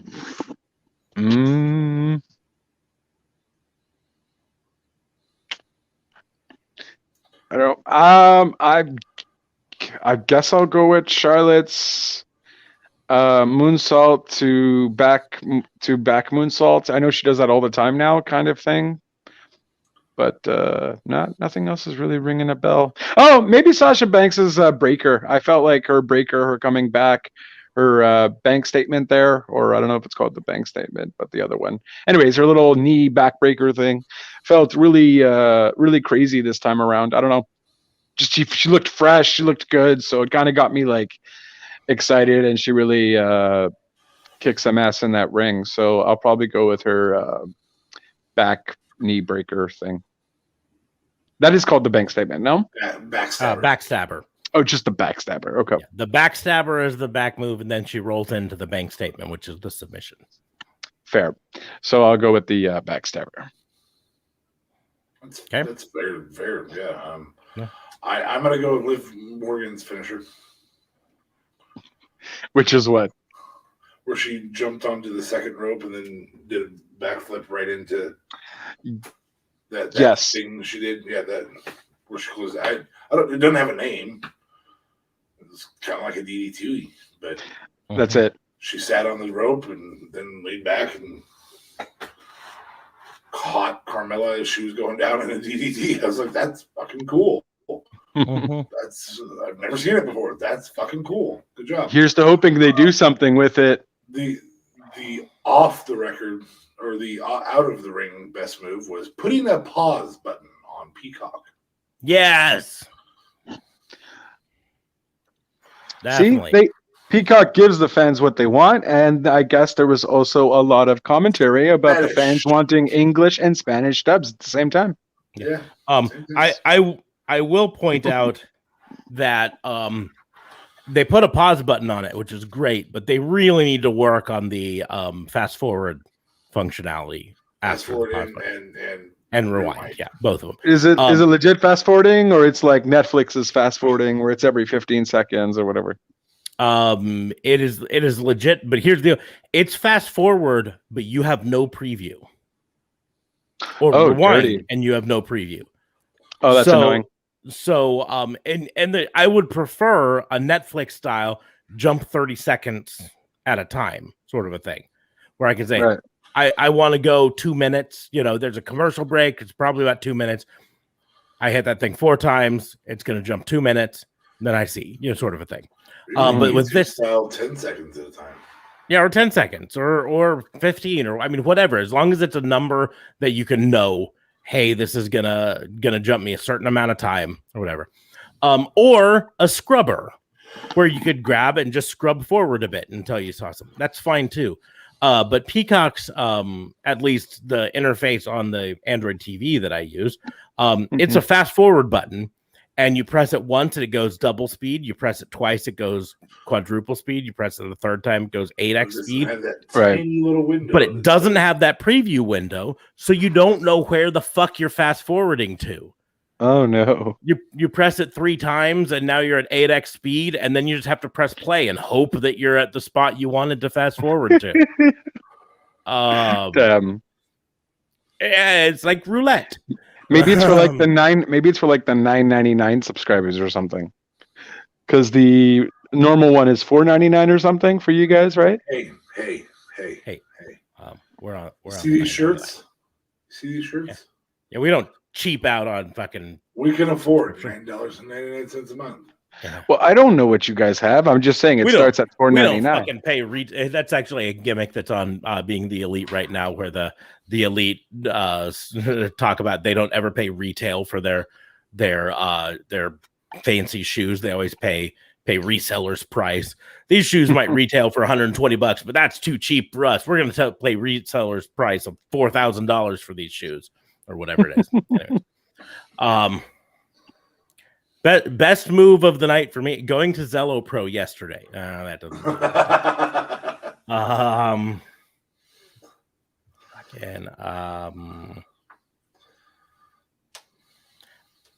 I don't know the sportsmanship. Balor going through the table was fucking cool. That looked fucking bad. The table splintered, so that was badass. Liv Morgan's finisher was cool, so I might go with that. I don't think. I mean, I'll tell you, in 6 months it won't be. But it was the first time we saw it, and that was pretty cool. I was like, that's really neat. It might be the first and last time you see it, because chances are they'll just randomly not use her again, because faith in WWE is 0. It's because she wears Zello Pro colors, black and the shade of green. Yes. We're okay with you coming to the next Zello Pro show if you get fired, Liv. Yes. Preferably in I mean, Nebraska. we don't want you to get fired. No. It's an But if you happen to get fired, you know, because there's WWE. there's options for you, including like AEW or Impact Wrestling. And you know what's great about both AEW and Impact and Ring of Honor as well? They also let you work the indies as well, like Zello Pro. So you can come meet 500 Nebraskans. yeah. 480. I Mhm. don't know. It was not a packed house. That's the only sad thing from it is I was hoping there'd be more people there. We tried to start a chant of "Please come back," and it was 2 people chanting "Please come back." Ring announcer. Oh no! Okay. Oh, I've been Guess we're not spamming. coming back. I've been spamming the crap out of her to get her. Well, Zello Pro just in general to get them to come back, and they said they will be back, but they specifically did not say we'll be back to Kearney. So they might try a different venue in Nebraska next time. Well, the venue they went to is not great at promoting. Not great at promoting. It's I don't know. Here's the deal. The problem is the venue is also in a town that's only got 30,000 people in it. And yes, there were a lot of people who drove from elsewhere in the state, but 40 minutes east of there, they would have had double the amount of potential, triple the amount of potential people right in market, in Grand Island, or a couple hours east of there, they would have had 1 million people to try to get there. So 1 hour or an hour and a half east of there, they'd have had 500,000. Yeah, in the metro for Lincoln. Yeah. So I mean, there's a lot of things they could do, but like, I've been spamming the crap out of them, saying please come back. I immediately following sent a message saying, hey, make sure to have tell your talents to try a Runza before they leave Nebraska, because that's a Nebraska food chain that everyone needs to try at least once when they're in Nebraska. You might not like it, who knows, but you can't get it anyplace else, so you got to try it. Anyways, but so we will move on to match of the night. This one could get spicy because the one that should be match of the night ruined by a bad ending. The next one that could be match of the night ruined by a bad ending. The third place match of the night, Matt. No, bad ending. Do we go 4 places down to get the match of the night? I don't think you have to. I really think the match of the night, pre-bad endings, there's only 2 that are above this.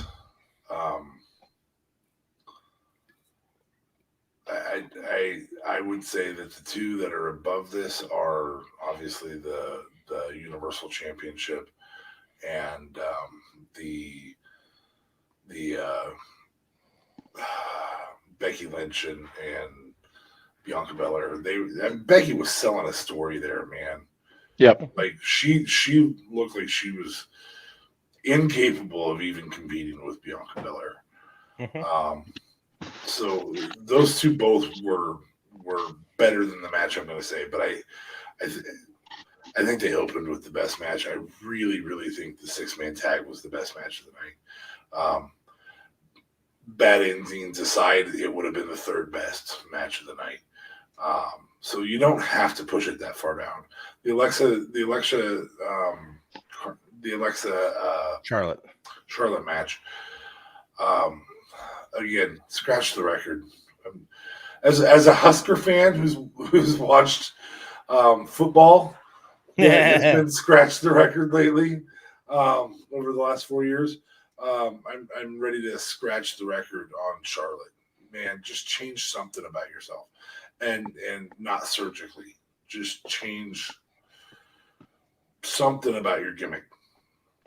Do what your dad did and be a good guy for a while, not helicopter penis. I mean, if you want to do that, you can do that too, but don't do it in public. Jesus. Yeah, I'm gonna say you're probably right. It's the 6-man tag. I mean, like the Usos versus Street Profit match was a good match, ruined by a bad ending. I would put that right behind, literally right behind. The sad part is there were 5 good matches in the U.S. title match. That's valid. Yeah. The U.S. title match was not a great match. It wasn't a bad match. It was a C-. Yeah. It was what you expect for a mid-card title match with 2 big dudes and a high flyer that used to be a high flyer, isn't it? There were of the 6 matches, there were 5 good matches and the U.S. title match, and there were 4 bad endings. Yeah, that's rough, man. It's just rough. Yeah, that's why, man. The Usos wasn't a bad ending. I'll take that back. There were 3 bad endings. The Usos wasn't a bad ending. It was a bad finish. It was just a botch. Yeah, bad finish. Botch finish. I don't know, man. I think I'm gonna have to still give it to. I think I'm honest because I'm the most excited by it. Not the Sasha, but the Belair Becky. That match was just the most exciting for me. And although, yes, how Sasha came back and whatever, and it ended in DQ, it still kind of got me also really excited for, oh my God, we're going to see a triple threat kind of thing. Or at least I feel we're going to see a triple threat. I don't know. That all can change with the draft. So. Oh yeah, that's true. That was kind of part of it too, where like my mom was also asking like, oh, who should win here? And I'm like, well, I don't know. There's a draft coming up, so honestly, everything's really kind of up in the air. But I told her for sure Roman's winning. I don't know how you didn't get that memo, Fabe, because there was no way Balor was gonna win with that. But I would definitely I'll because I really enjoyed that match. Even Sasha coming was cool. It was just kind of like maybe she should have just came after the match and it would have done the same thing. Or make it an Extreme Rules match and you would have been perfect. I'm sorry, I maybe yelled a bit there. I don't know if it muffled. But yeah, I'm going to go with Belair and Becky. That was a fire matchup. And Belair looked so strong in that match and definitely better than what they did a month ago with the 26 seconds. So I'm at least happy with that. And that will be my pick. Yeah. Here's the thing. I'm going to say on that match, if that had been the way the match a month ago had gone, or a similar way to the one a month ago, I would not have had a lot of the problems that I had with this storyline, right? If the match had gone, Bianca Belair's kicking Becky's ass, and then she cheats to win, I wouldn't have had a problem with it. The problem I had with was the 26 seconds.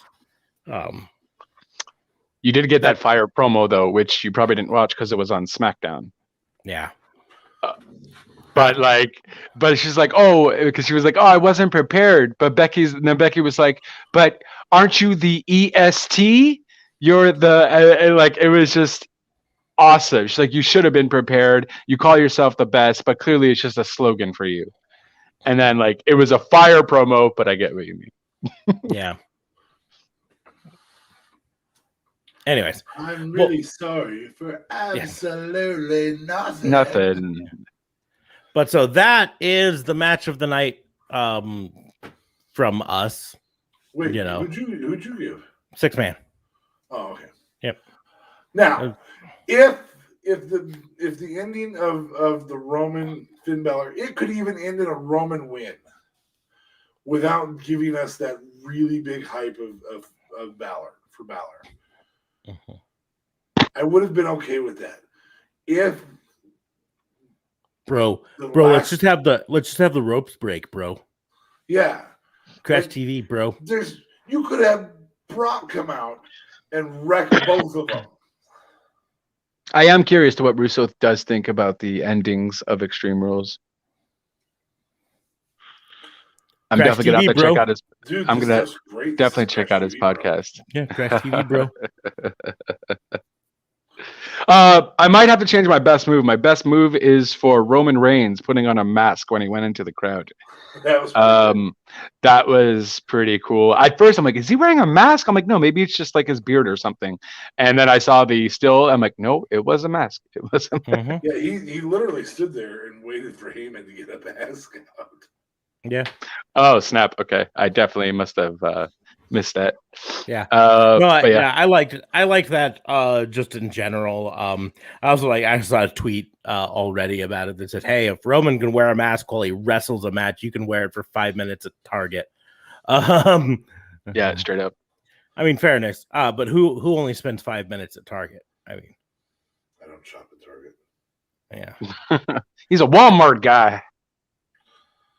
I don't really Nope. shop. I don't shop. He only shops at shop.spreadshirt.com/rawandoderwbu. Piss and podcast. Get it now.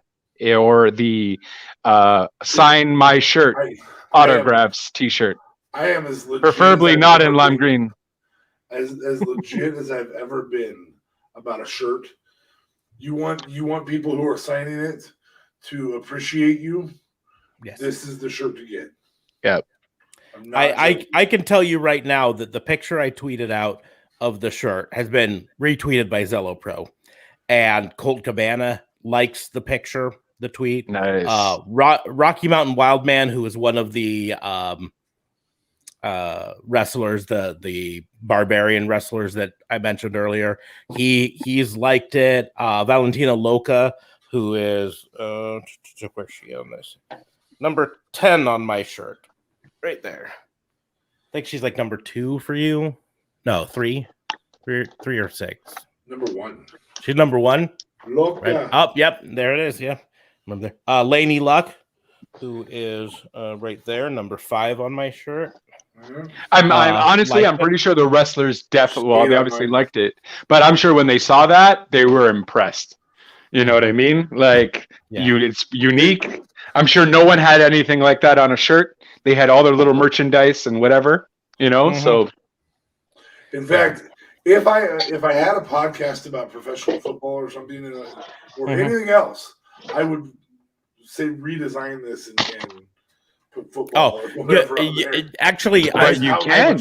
I 100% plan on redesigning it for about every other like major thing, comic books, you know, things like that for conventions. I probably won't put it on our wrestling spread shirt, but I can upload it to the spread shop marketplace or the spread shirt marketplace, where it'll just show up if you go to spreadshirt.com and search, just to get it out there to more people. Autographers loved it. Yes, they loved it. This material right here was so much easier for them to sign on. They had. Oh, really? Nice. Because they don't like signing on the cloth part because it moves and it stretches weird, but it also like it like bleeds, and the marker doesn't like to write on it. It's a pain.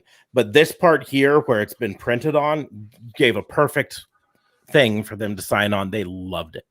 They absolutely loved it. And the same will be the case for Britney Spears or for whomever, right?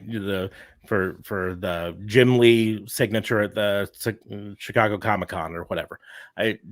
Whatever. So I'm going to do some redesigns of it and upload it in places that other people can find it. Before we do our outro, whatever, I do want to point out a comment that we did get from a YouTube viewer who said he actually did 2 of them. He said Finn Balor demon gimmick is dead, which I don't necessarily disagree with. Half of the part of his gimmick was that he was unbeatable as the demon. You know, no one could beat him, and now he's beatable. What's the point of the gimmick anymore? And the second one was Roman is unstoppable. And I will I will caveat that with say Vince has made Roman unstoppable. Yeah. Right. Well, and Vince is the one who killed Finn Balor's demon gimmick. My only hope here is that it transitions to the Prince being back. Yeah, that could be nice. The real rock and roller. Or maybe he'll get fired and he'll go to AEW and join up with the Elite. That's what I'm thinking. I can dream. Can you check how long he's signed for? Oh, he's there for a while, I think. I think he just re-signed recently, actually. Yeah, I think he re-signed maybe a little over a year ago, year and a half, maybe 2 years ago. So he might have at least another year on his mat thing. But anyways, that is our review, our recap, our views on it. I mean, all in all, like this would have been a B plus, maybe even an A minus pay-per-view if they didn't have so many shitty finishes.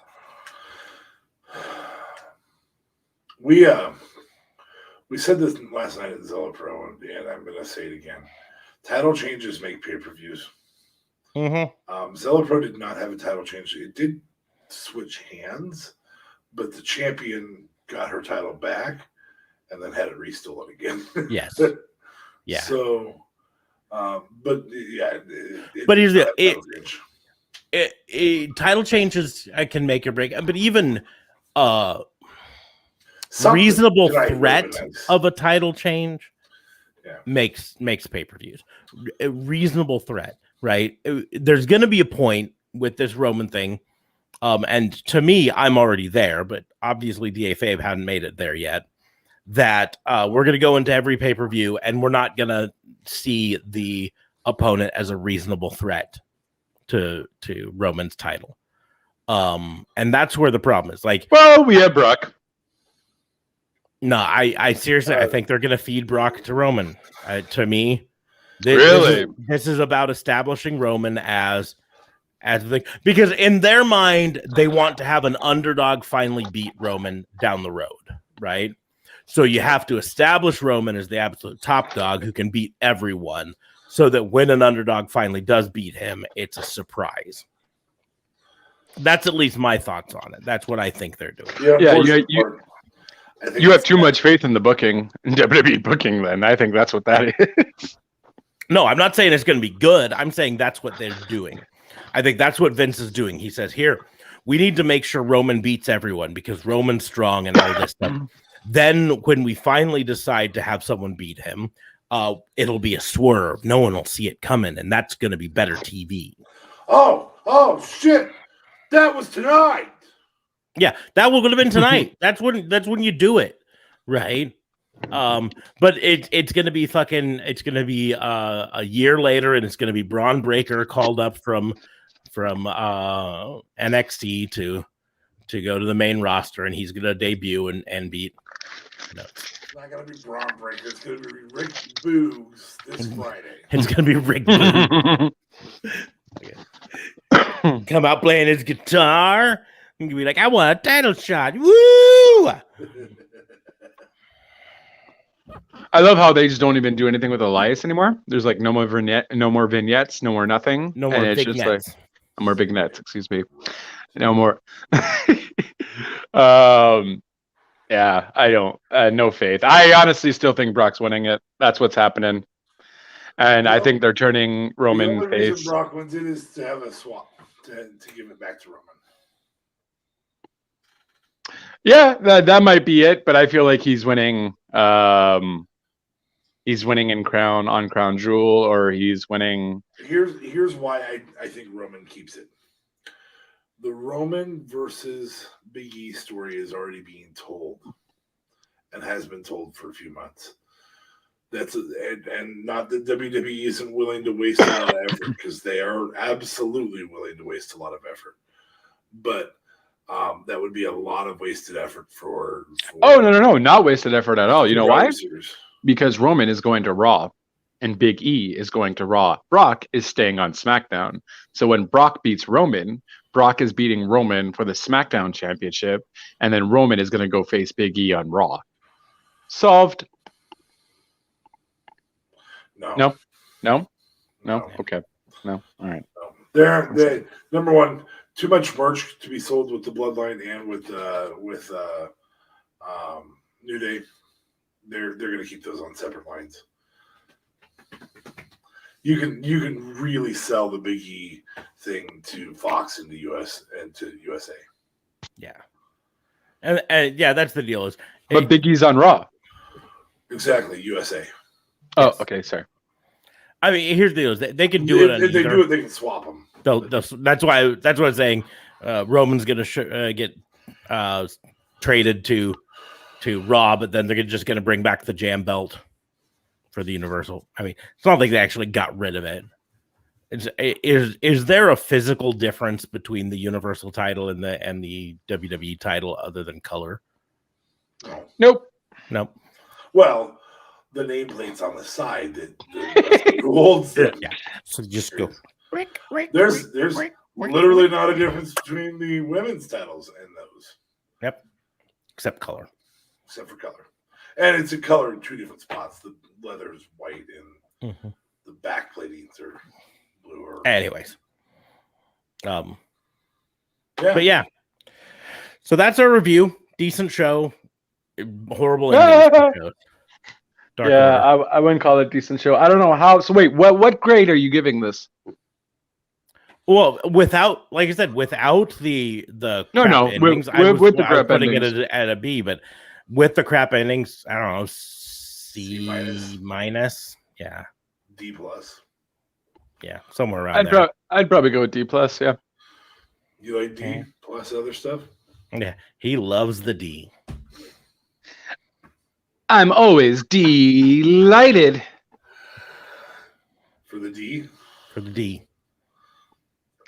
You guys are horrible.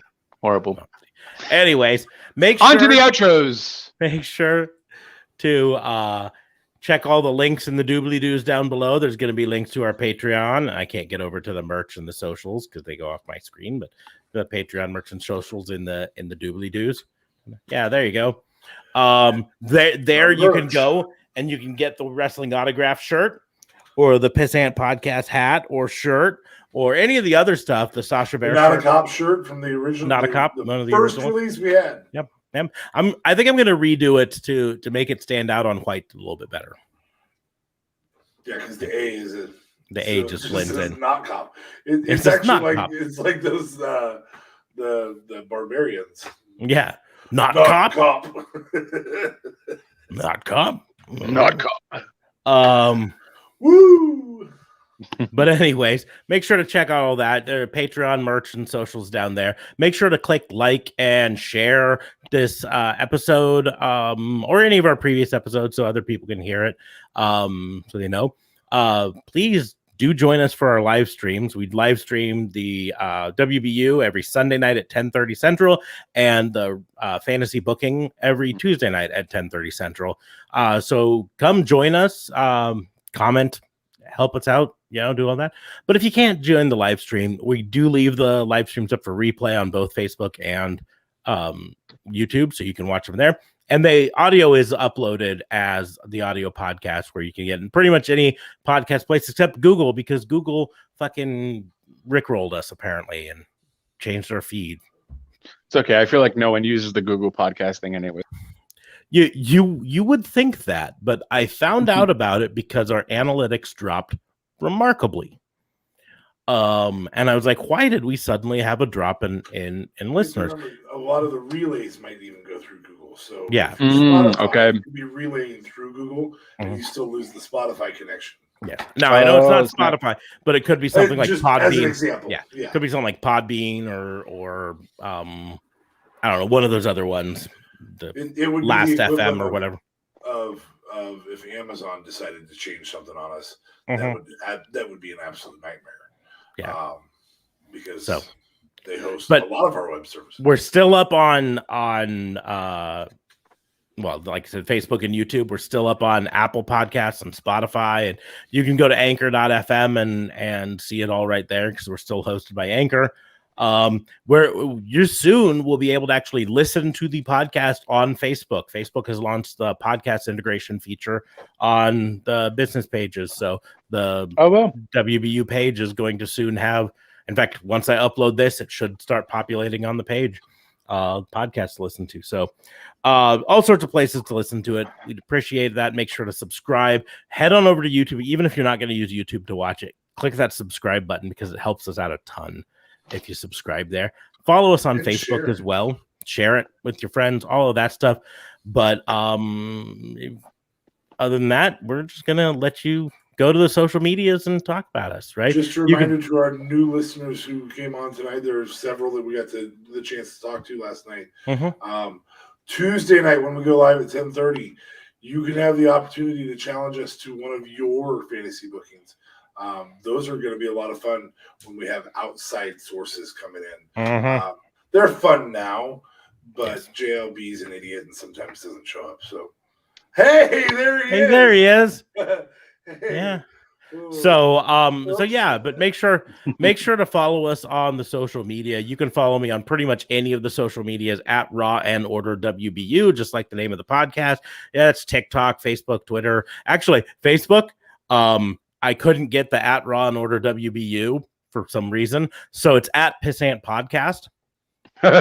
Nice. Because that was the next thing that came to mind. But on all the other ones, you can follow me at Raw and Order WBU, and do that. You can follow DA Fabe at there it is, DA Vincent K Fabe, and sometimes my real name shows up on at this podcast, but you won't know. Yeah, and you can follow JLB at JLB420. Real Talk Radio is the brand. We have the Plane Ride from Hell recap up. We are doing the Canyon one tomorrow. Who's better than Canyon? Who's better than Canyon? Nobody's better than Canyon. And yeah, we're looking forward to also Tiger King season 2 is going to be coming out. So look for look for a review with Mr. Fabe over here is going to be joining me because that's going to be a hell of a fun time. And if he does end up watching the Sopranos film of the prequel, you guys are more than welcome to review that as well. Because I don't know if you're Sopranos fans or not. We never talk about that. But yeah, anchor.fm/RTR to see what's up, what we're doing over there on Real Talk. And that is it, good sir. Back to you. Awesome. But on that note, we're going to go ahead and wrap things up.